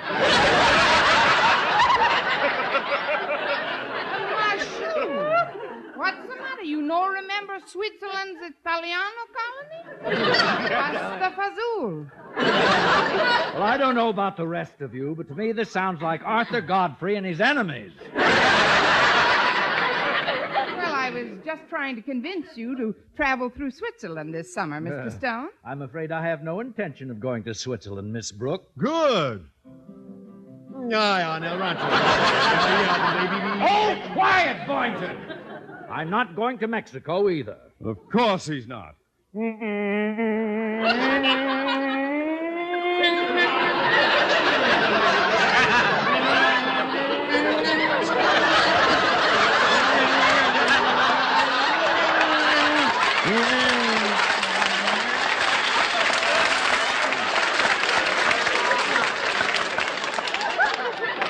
And I am not going to visit the Hawaiian Islands. Well, then where are you going, Mr. Stone? I'll tell you in a moment. But first, may I say that I'm very touched that you're all so anxious to have me with you during the coming vacation. Well, that's because we're all so fond of you, Mr. Stone. Then you'll be pleased to know that you're all going traveling with me this summer. You see, by bringing in you 3 customers, I get a very reasonable deal from the Hawkins Travel Agency. And the trip I have planned for us is a walking trip through darkest Africa. Darkest Africa? Darkest Africa? Miss Brooks, where are you going? If I'm going on a trip through darkest Africa, I'll have to get my batteries recharged.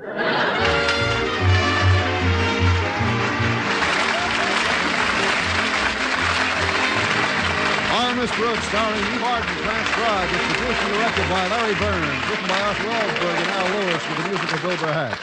Mr. Conklin was played by Gail Gordon. Be sure to be with us next week for another comedy episode of Our Miss Brooks.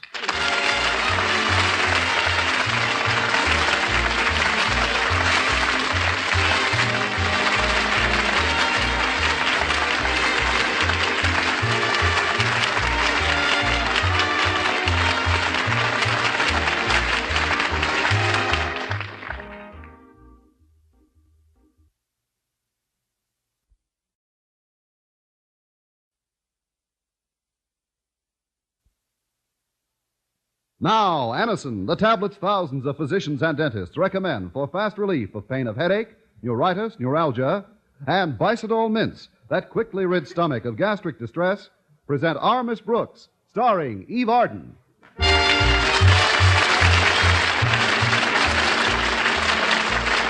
It's time once again for another comedy episode of Our Miss Brooks transcribed. But first, here is something you should know if you ever suffer from the pain of headache, neuritis, or neuralgia.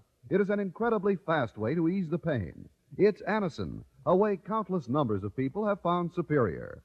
Anacin acts so promptly to relieve pain. Anacin is like a doctor's prescription. That is, Anacin contains not just one, but a combination of medically proven active ingredients in convenient tablet form. Thousands of persons have been introduced to Anacin through their own physicians or dentists.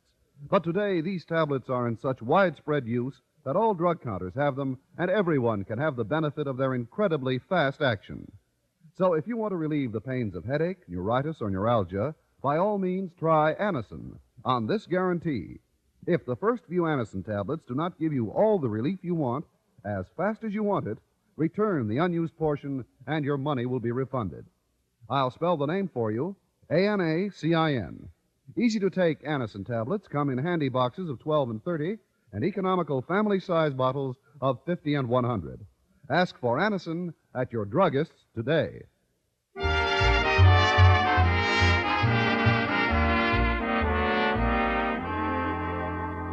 Well, various principals have various methods of running their schools. Nobody is better acquainted with this fact than our Miss Brooks, who teaches English at Madison High School. Now, you take her principal, Osgood Conklin. And I wish you would. Mr. Conklin has always been a great believer in meetings. These invariably occur early in the morning before first class. This is to ensure that everyone will be as brisk and chipper as a damp pen wiper. Our most recent meeting took place in his office last Friday morning. Present were Mr. Conklin's daughter, Harriet, president of the student body, Mr. Boynton and myself as faculty advisors, and Walter Denton, editor of the Madison Monitor. This meeting is now called to order. As in the past, parliamentary procedure will prevail. How extremely alliterative. Parliamentary procedure will prevail. Silence. If you wish to speak, kindly raise your hand. The chair recognizes Walter Denton.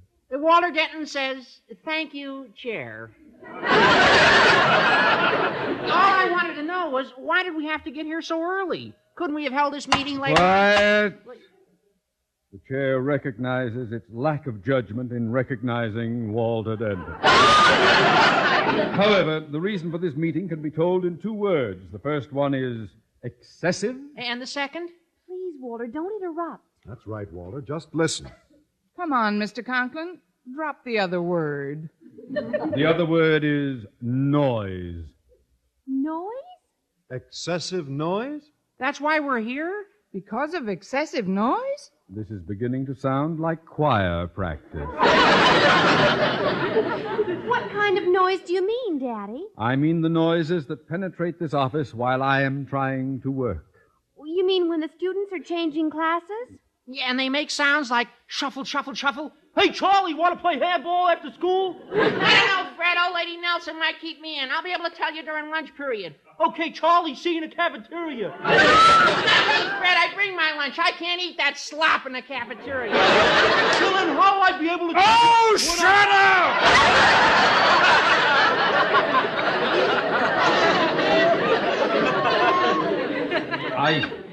I mean, the chair sees no cause for such graphic description. Nor is this specifically the excessive noise to which we have reference. Well, then what is it, sir? Is it the street noises that penetrate your office while you're trying to work? The street noises? Like honk honk, beep beep. Get that heap out of my way, Buster. Oh, quiet. I called this meeting to secure some constructive suggestions, not to start a little theater movement. Now stop acting and listen. During school hours, this institution is a veritable bedlam. You will now submit whatever ideas you may have toward mitigating this unhappy circumstance. Well, speaking for the sounds that emanate from the biology laboratory, Mr. Conklin, perhaps the flames of the Bunsen burners are hissing too loud. I could turn those down a bit. Then, too, I could cut down on the tinkle of the test tubes. Then, too, he could put socks on the mice in the treadmill. Well,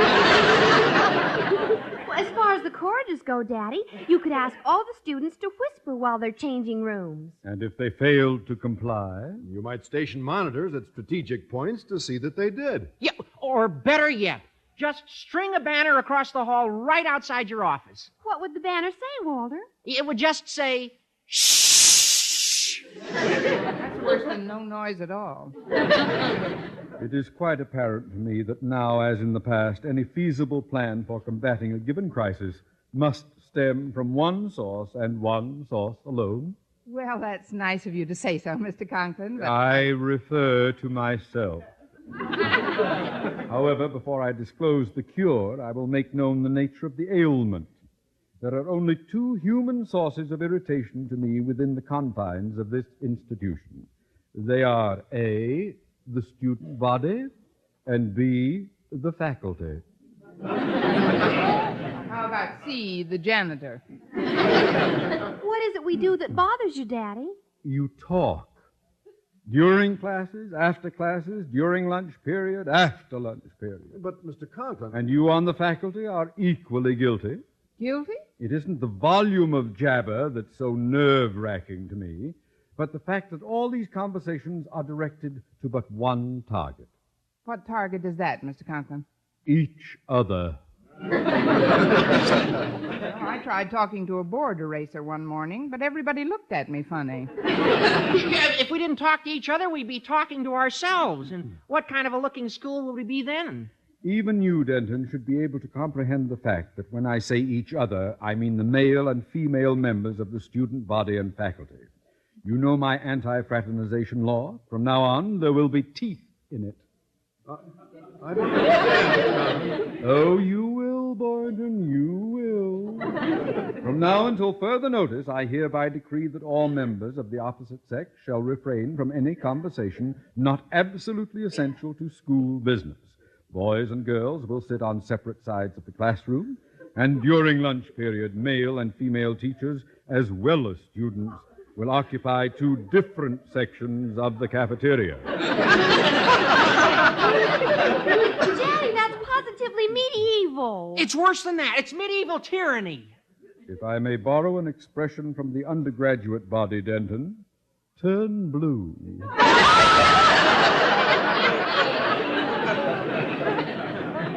Just a minute, Mr. Conklin. May I say something to you? First, I'd like to say something to you. I wish you wouldn't. I don't look good in blue. That is, speaking for the faculty, sir, I'm afraid this edict of yours will be met with considerable resentment. The temper of the faculty doesn't concern me in the slightest, Miss Brooks. Needless to say, stringent punitive measures will be taken if anyone violates my order. But, sir, perhaps such stern measures won't be necessary. If you'll permit me to address the school assembly, I think I could get your point across by relating a humorous anecdote pertinent to the subject. A humorous anecdote, Mr. Boynton? Yes, sir. I told this story at a recent biology club meeting, and it was received with considerable enthusiasm by my fellow biologists. I bet they laughed so hard they dropped their frogs. Anyway, this story involved some extremely humorous characters. Their names are Timothy Sweeney, Patrick Clancy, and Seamus O'Houlihan. You see, it's about three Irish fellows. It's going to be about a bank teller in Dutch Guiana. Please, Miss Brooks, let Mr. Boynton finish. To be perfectly candid, when I discovered this anecdote in an old anthology of humor, it was couched in rather antiquated terms. However, by rephrasing it, I've brought it up to the minute. So, without further ado, here goes. One day, Sweeney, Clancy, and O'Houlihan were about to take a written examination preparatory to entering the police force. Now, see here, Begorra, O'Houlihan exclaimed with a merry twinkle in his Irish eye. I'm going to get the highest mark of anyone in the room. Now, what do you think of that? I don't know. What do you think of it? I'm not finished, Miss Brooks. When Sweeney heard that, he looked at O'Houlihan and, with a merry twinkle in his Irish eyes, declared, "Fiddle-dee-dee." Oh, that's Sweeney.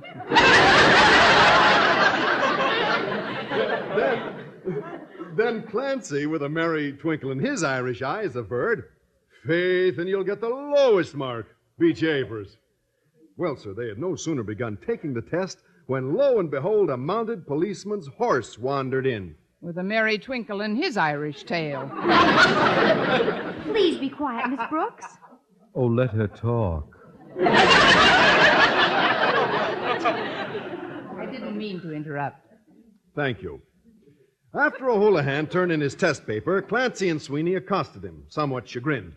"O'Houlihan, you cheated. cried Sweeney, brandishing his shillelagh, a quaint cudgel indigenous to those lovable folks of the old sod.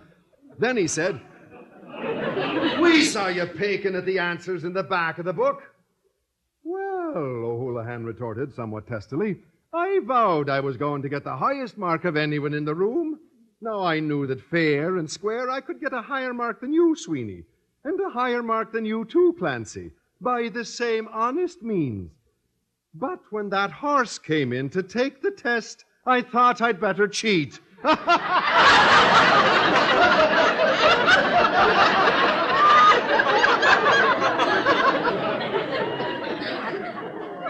Don't you get it? I don't particularly want to.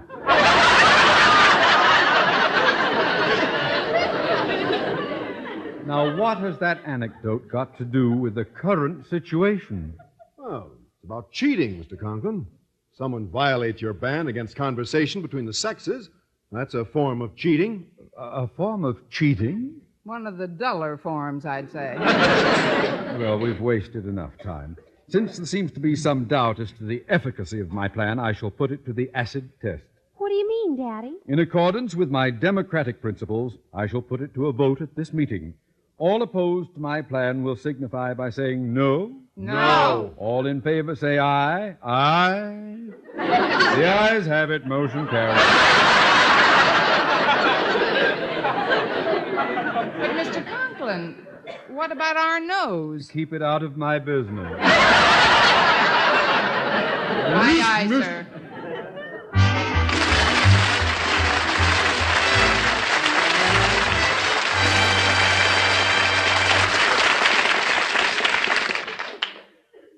Friends, if you suffer from acid indigestion, I hope you didn't miss reading this wonderful news. A headline that says, "New mints, medically proven, quickly rid stomach of gastric distress." That headline is talking about new Bicidol mints. Doctors recommend Bicidol mints because the Bicidol medication acts at once to make painful acid harmless and give you fast 5-way relief. 1. Speeds relief from gas. 2. Sweetens your breath. 3. Gives complete, longer-lasting relief than baking soda. 4. Relieves stomach upset from too much eating, drinking, smoking. 5. Lets you sleep when acid indigestion strikes at night. So don't suffer acid indigestion, heartburn, or gastric distress from excess acidity. Remember, new mints, medically proven, quickly rid stomach of gastric distress. And remember the name, Bicidol mints. Bisodol. Get Bicidol mints for fast relief.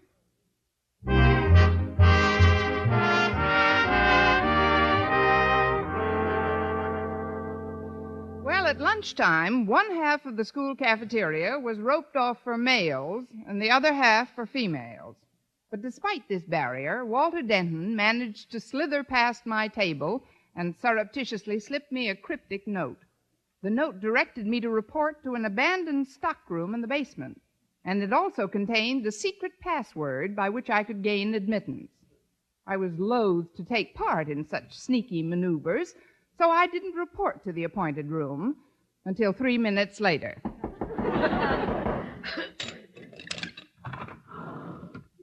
What's the secret password? Mr. Conklin is a schnook. Correct. Enter, friend.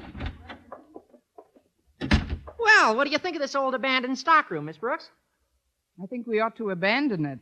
It's pretty stuffy, Walter. Well, you should have seen it before I cleaned it up. This room is my answer to Mr. Conklin's ban against conversation between the sexes. It's a secret meeting place in which a few choice male and female teachers and students may conversationally rendezvous during lunch period. Well, what do you know? A talk-legger. These are rather cramped quarters, Walter, but I must admit it's a good idea. Thanks. Now, about the rates. I charge 10 cents for the first 5 minutes. What? And 5 cents for each additional 3 minutes. Those are about the same rates you pay for a phone call. Yes, but the phone company provides a bigger booth. I'm sorry, Walter, but I'm not shelling out 10 cents just for some conversation. I also told Mr. Boynton about it. He'll be here any minute. Yeah, well, nevertheless, I don't intend... Here's my dime. Where do I sit? You just park any place you like. I'll get it. What's the password? Mr. Conklin is a schnook. Enter friend. I cleaned her from top to bottom, Mr. Boynton. How does she look? Miss Brooks always looks neat to me.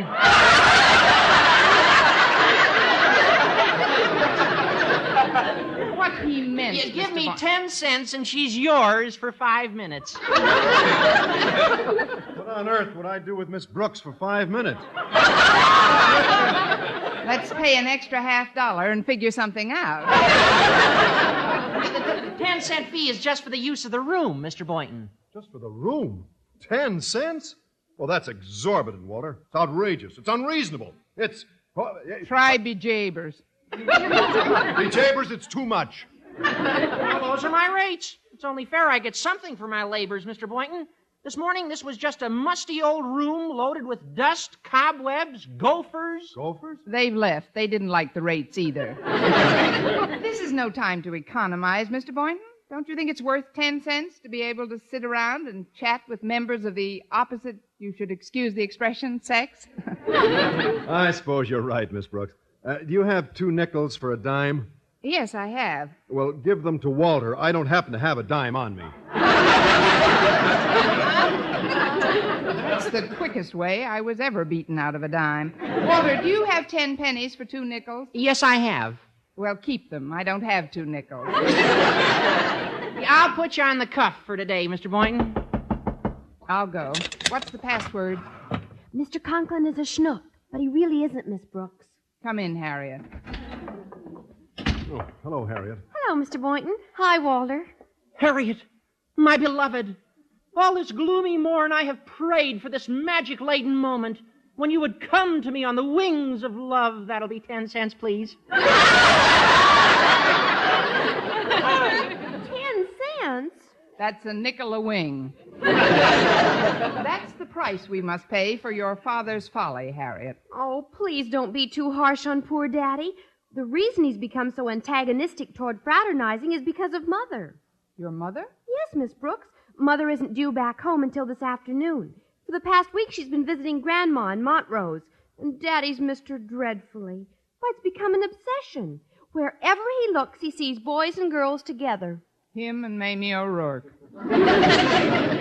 Their conversing and having fun makes him all the more lonely. It's gotten so bad that he's going to stay after school and write an editorial for the Madison Monitor announcing his long-range anti-fraternization plans. Maybe we can nip that in the bud, Harriet. Mr. Boynton, Walter, while he's writing those editorials, I think we ought to drop over and see Mrs. Conklin. She's always been very fair-minded about these things, and I believe I have a rather brilliant idea.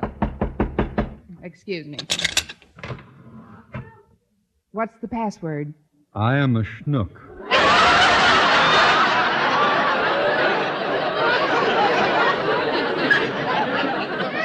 Oh, Mr. Conklin. Curiosity prompted me to read this unsigned, neatly typed note that I found in the cafeteria. Now then, will you open the door, Miss Brooks, or do your rules blackball schnooks over 40? Not at all, sir. Come right in. Daddy! Mr. Conklin. Yipe! So we have the start of a nice little cell, haven't we? Oh, you don't understand, Mr. Conklin. We know nothing about any notes you may have found. We came here merely to do some spring cleaning. Spring cleaning? Yes, sir. We decided that this room must be cleaned out immediately when we discovered that its inhabitants were behaving in a shocking manner and in flagrant violation of your anti-fraternizing rule. Just what do you mean by that, Miss Brooks? The boy gophers were holding hands with the girl gophers.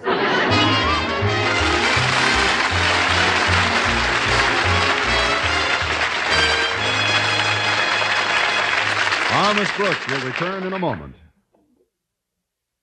CBS Radio has an important suggestion for you, a suggestion that more Americans take a personal part in the international struggle for peace and freedom. Perhaps you have never looked at service with the ground observers as quite that, but that's exactly what it adds up to. Today, throughout the world, there's a struggle for the minds of great masses of human beings. Both sides have attempted to convince people everywhere to choose between 2 opposing ways of life. Since the end of World War II, America has helped great and small nations regain their stability and live in freedom. At the same time, using every means at its command, another major power has attempted to spread its influence. Now, at this moment in history, when we have every reason to believe the free world is winning the Cold War, we must be more vigilant than ever. We must keep our powder dry, our eyes open. To tempt a would-be aggressor by apparent weakness would be potentially disastrous. So let's all make home defense our business. Drop in at your local civilian defense office and volunteer your 2 hours a week with your local Ground Observer Corps.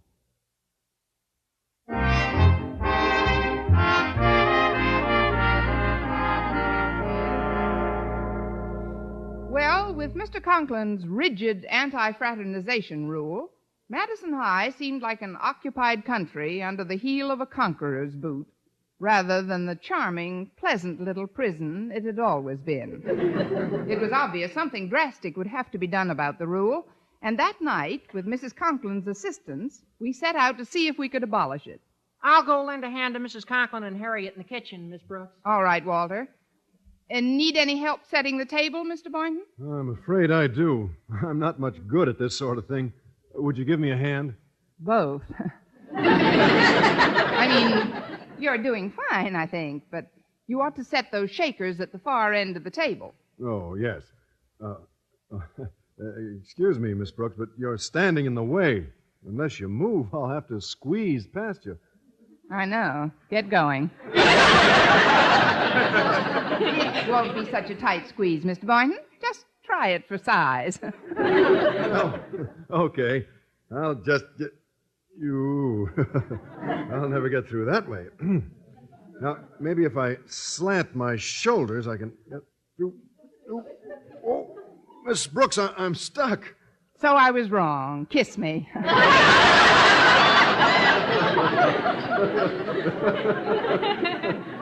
There you go, joshing again. Well, I've got to admit it, Miss Brooks. You're as full of fun as Paddy's pig. And I'm as Irish as a barrel of monkeys. Well, dinner's almost ready, Miss Brooks. Any sign of Osgood? Not yet, Mrs. Conklin. Apparently, he's still working on those editorials at school. Oh, such nonsense. Well, those ridiculous anti-fraternizing rules of his will be a thing of the past if your scheme works, Miss Brooks. And I'll do everything I can to see that it does. We certainly appreciate your cooperation.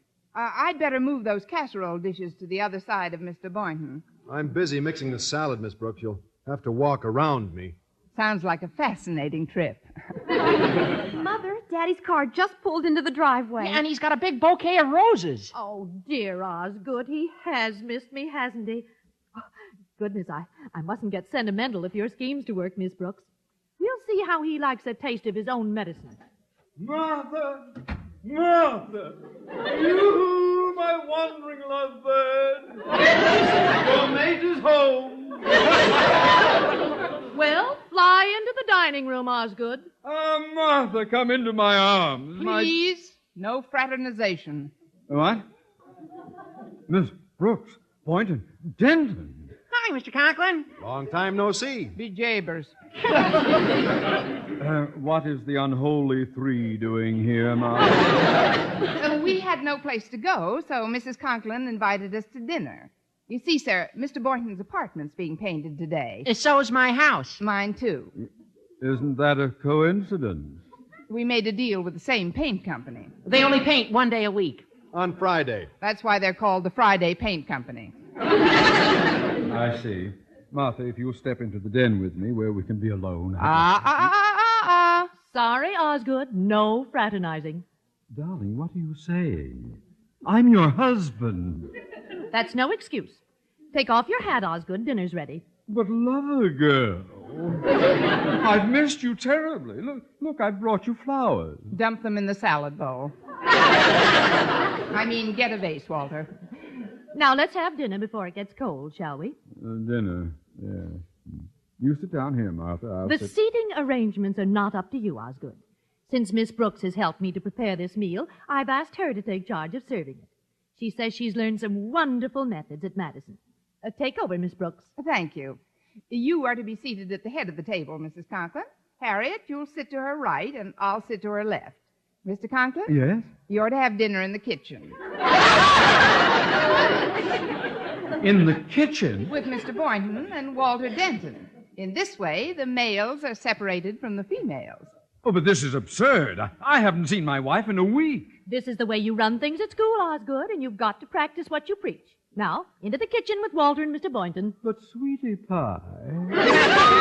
Come on, Dad, we'll have a ball. Oh, no.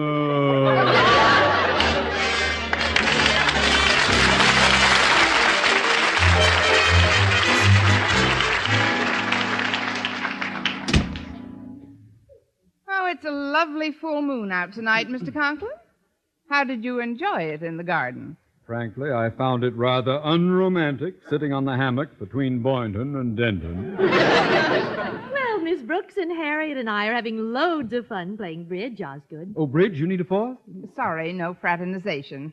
If you'll escort Walter and Mr. Boynton to the den, sir, I've laid out a set of tiddlywinks for you. Tiddlywinks at my age? Some tiddlies are older than others.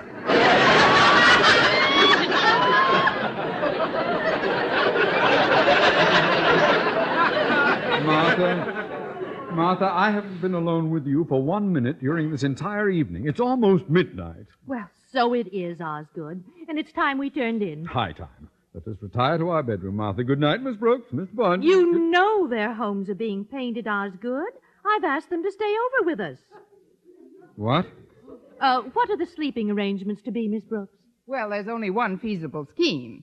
You'll sleep with Harriet and me in your bedroom, Mrs. Conklin. And you, Mr. Conklin, will sleep in Harriet's bedroom with Mr. Boynton and Walter. Oh, I will. Don't be rude, Osgood. It's an emergency. You mean I actually have to spend the night with Mr. Boynton and Denton? Not the night, Osgood. The entire weekend. The entire what end?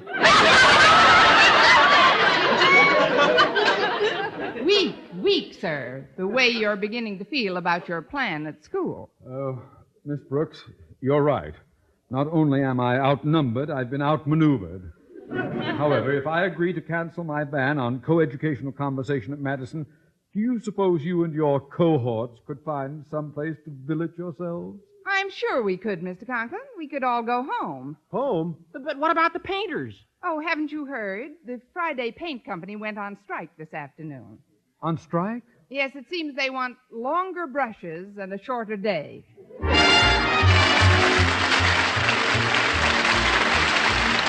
Our Miss Brooks, starring Eve Arden, transcribed, was produced and directed by Larry Burns, written by Joe Quillen and Al Lewis, with the music of Wilbur Hatch. Mr. Conklin was played by Gail Gordon.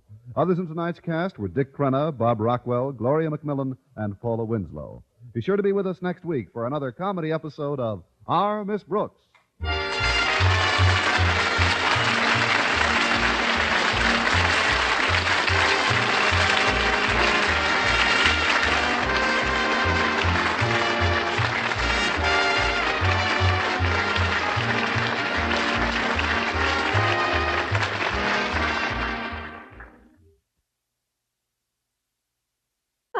But while you and Mr. Boynton were cooking up your plot in his lab this morning, I happened to be right outside watering his window plant, and I overheard.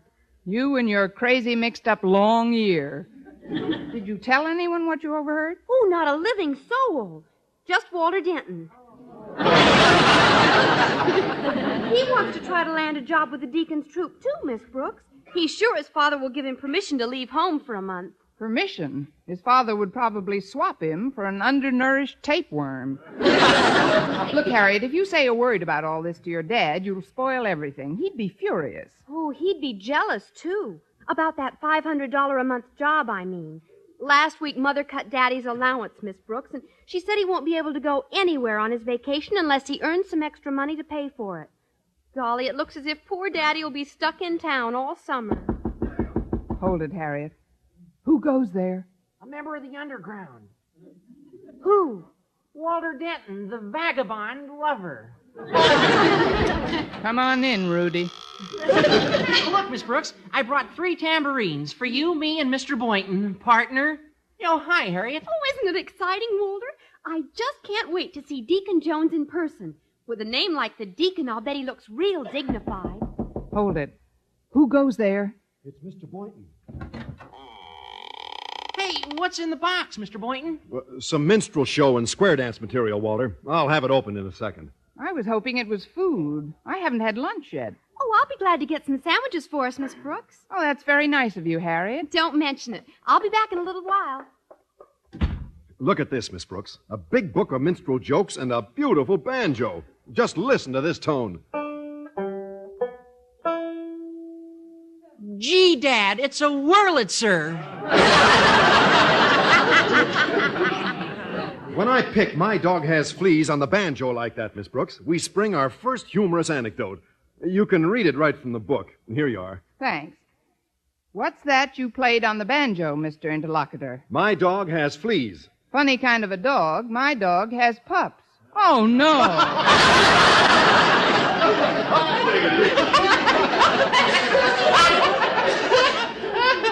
How corny can you get? I don't like your attitude, Walter. I thought that was pretty nifty. Let's get down to some serious rehearsing, Miss Brooks. You read some of those jokes aloud. Meanwhile, I'll sit here with the banjo on my knee. Why not put me on your knee and let the banjo tell those jokes? I memorized the best ones, I think, so I'll coach you. Now, listen. First I say...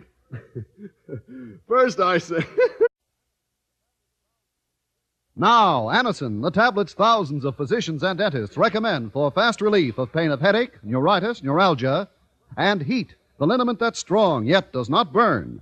Present Our Miss Brooks, starring Eve Arden. It's time once again for another comedy episode of Our Miss Brooks Transcribed. But first, today many thousands of people are thankful to their physicians or dentists for first having introduced them to that remarkable preparation called Anacin, which brings such incredibly fast and effective relief from the pains of headaches, neuritis, and neuralgia. Anacin is like a doctor's prescription. That is, Anacin contains not just one, but a combination of medically proven active ingredients in easy-to-take tablet form. Thus, in using Anacin, you are following sound principles.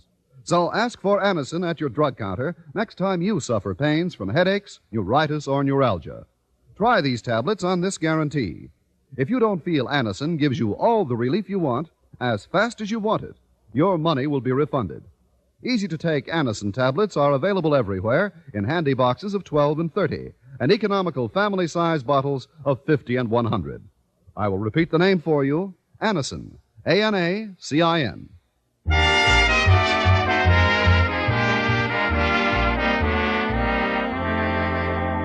Well, our Miss Brooks, who teaches English at Madison High School, has often heard the old expression, money is the root of all evil. And if it's true, I should be wearing a halo. Any day now, I expect my bank to report me to the Bureau of Missing Persons. Last Thursday, I happened to mention my financial predicament to my landlady at breakfast. I don't know what to do, Mrs. Davis. I simply can't save any money. Oh, it's just as well, dear. Money is the root of all evil. I know. Which reminds me, Connie, you owe me 48.5 eagles.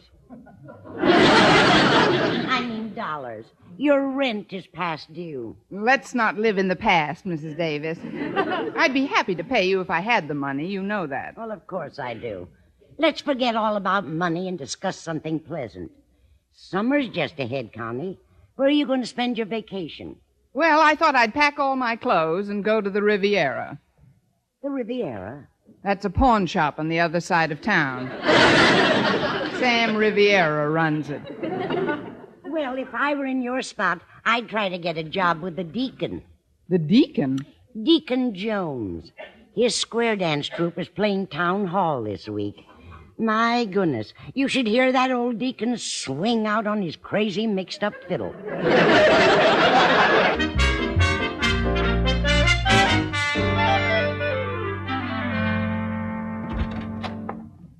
Good morning, Mr. Boynton. I'd like to talk to you for a moment before class begins. Oh, certainly, Miss Brooks. Come on in. Mr. Boynton, does the name Deacon Jones mean anything to you? Oh, just that he's been visiting local high schools in search of school teachers to tour the backwoods country with his troupe at a salary of $500 a month, and that while he was at Henry Clay High yesterday, he announced that our school will be one of his stops this afternoon. Never heard of him, huh? Well, that's fair to middling money for a nice, soft job, don't you think? Well, I wouldn't say it's soft. A fellow from Clay High told me the Deacon said he'll only employ teachers who are capable of doubling in his show, preferably teachers who have a rural background and who could make the hillbillies feel at home. In other words, he's looking for a cross between Albert Schweitzer and Spade Cooley. Brainy, but homespun. Yeah, that's about it. Naturally, I've given up all hope of landing a job like that. But why? Why? Well, you must be kidding, Miss Brooks. Oh, gosh. Oh, shucks. I wouldn't know how to act like a hayseed. You wouldn't have to act. I mean, with a little rehearsing, it would become natural. I really think a long trip through those hills would do you a world of good. Not to mention me. You? Miss Brooks, surely you couldn't pass yourself off as a rural character. For $500, I could out Judy Canova.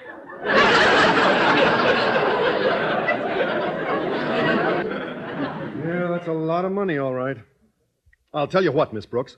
I've got a book of very witty minstrel jokes down in my locker. Now, let's meet here in my lab during lunch hour, and we'll rehearse some of those jokes. I'll be here with bells and a gas mask. Oh, good morning, Mr. Conklin. Good morning, sir. At ease, but remain alert. Miss Brooks, Mr. Boynton, as you know, the Board of Education recently distributed general exam papers for the purpose of conducting a comparative survey to determine faculty efficiency in the schools in this area.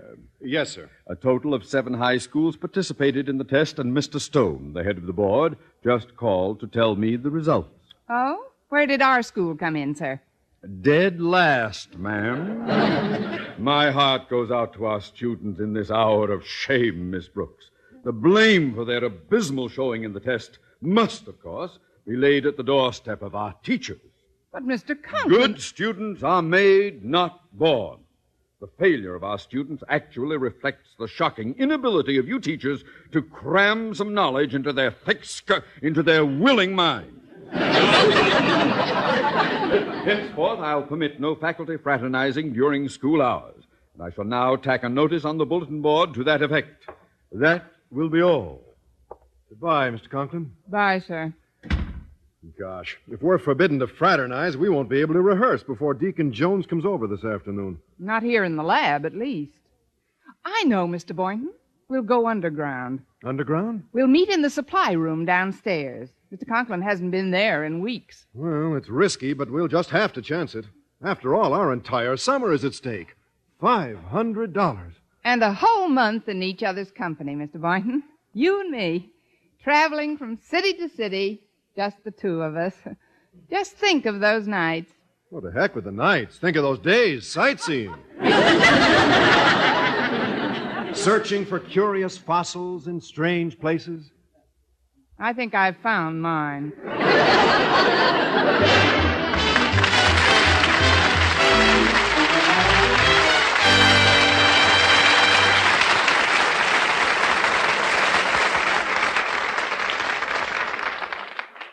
Friends, when agonizing pain of rheumatism, muscle strain, or backache makes you miserable, and every move is a torment, that's the time to reach for heat.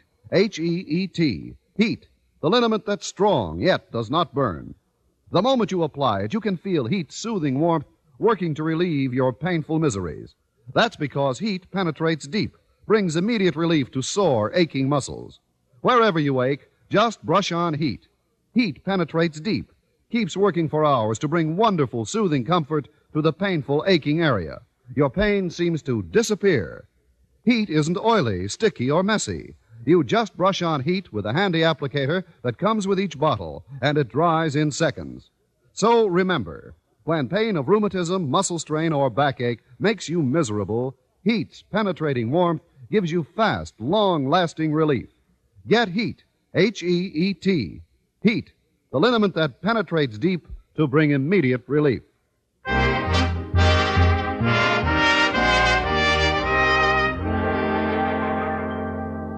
At noon, in direct violation of Mr. Conklin's anti-fraternizing edict, I stealthily scurried down to the supply room, for a clandestine meeting with Mr. Boynton. Our purpose being to rehearse ourselves into a rural mood for the impending arrival of Deacon Jones, the hillbilly Heifetz. I rapped gently, and in a moment the creaky door was opened, not by Mr. Boynton, as I expected, but by Mr. Conklin's daughter. Enter, friend. Harriet. It's all right, Miss Brooks. I know all about your crazy mixed-up scheme. Who squealed? Nobody. Oh, yes, now I recall the name. Isn't he the fellow who bills himself the hillbilly Heifetz? That's the chap. I don't know about you, Connie, but I dig that kind of music. Well, when you're through digging, bury it for me, will you? Believe me, that man makes nothing but money. I thought of you when I read the big ad he ran in yesterday's paper. What did it say? Well, he's planning a long tour this summer, and since some of his troupe have children traveling with him, he'd like to hire some school teachers to go along. To tutor the hillbilly kids? Exactly. According to the ad, the teachers would also have to entertain a bit and sort of meet the children on their own ground. Wherever that is.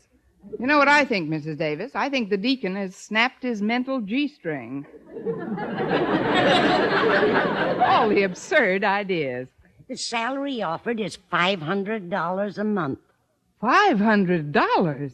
Well, I don't know about you, Mrs. Davis, but I dig that kind of money. If I could spend just 1 month with his troupe, I could afford the best vacation. Oh, no, not with a square dance troupe. I'm sorry, but Mother didn't raise her girl to do-si-do. Well, you do as you please, dear. It was just a suggestion. Oh, there's Walter Denton to drive me to school. Come in, Walter. Greetings, ladies. Form a line. A nickel a kiss and my lips are divine. Hello, Walter. Pull up a chair. Ain't no food. The cupboard's bare.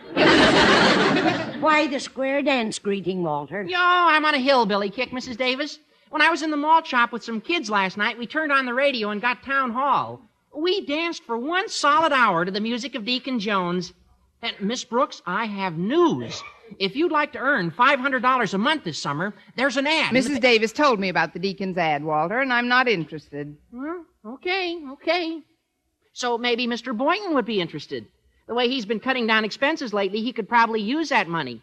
As soon as we get to school, I think you should try to talk him into it. I should talk him into it. Wouldn't that be a little presumptuous?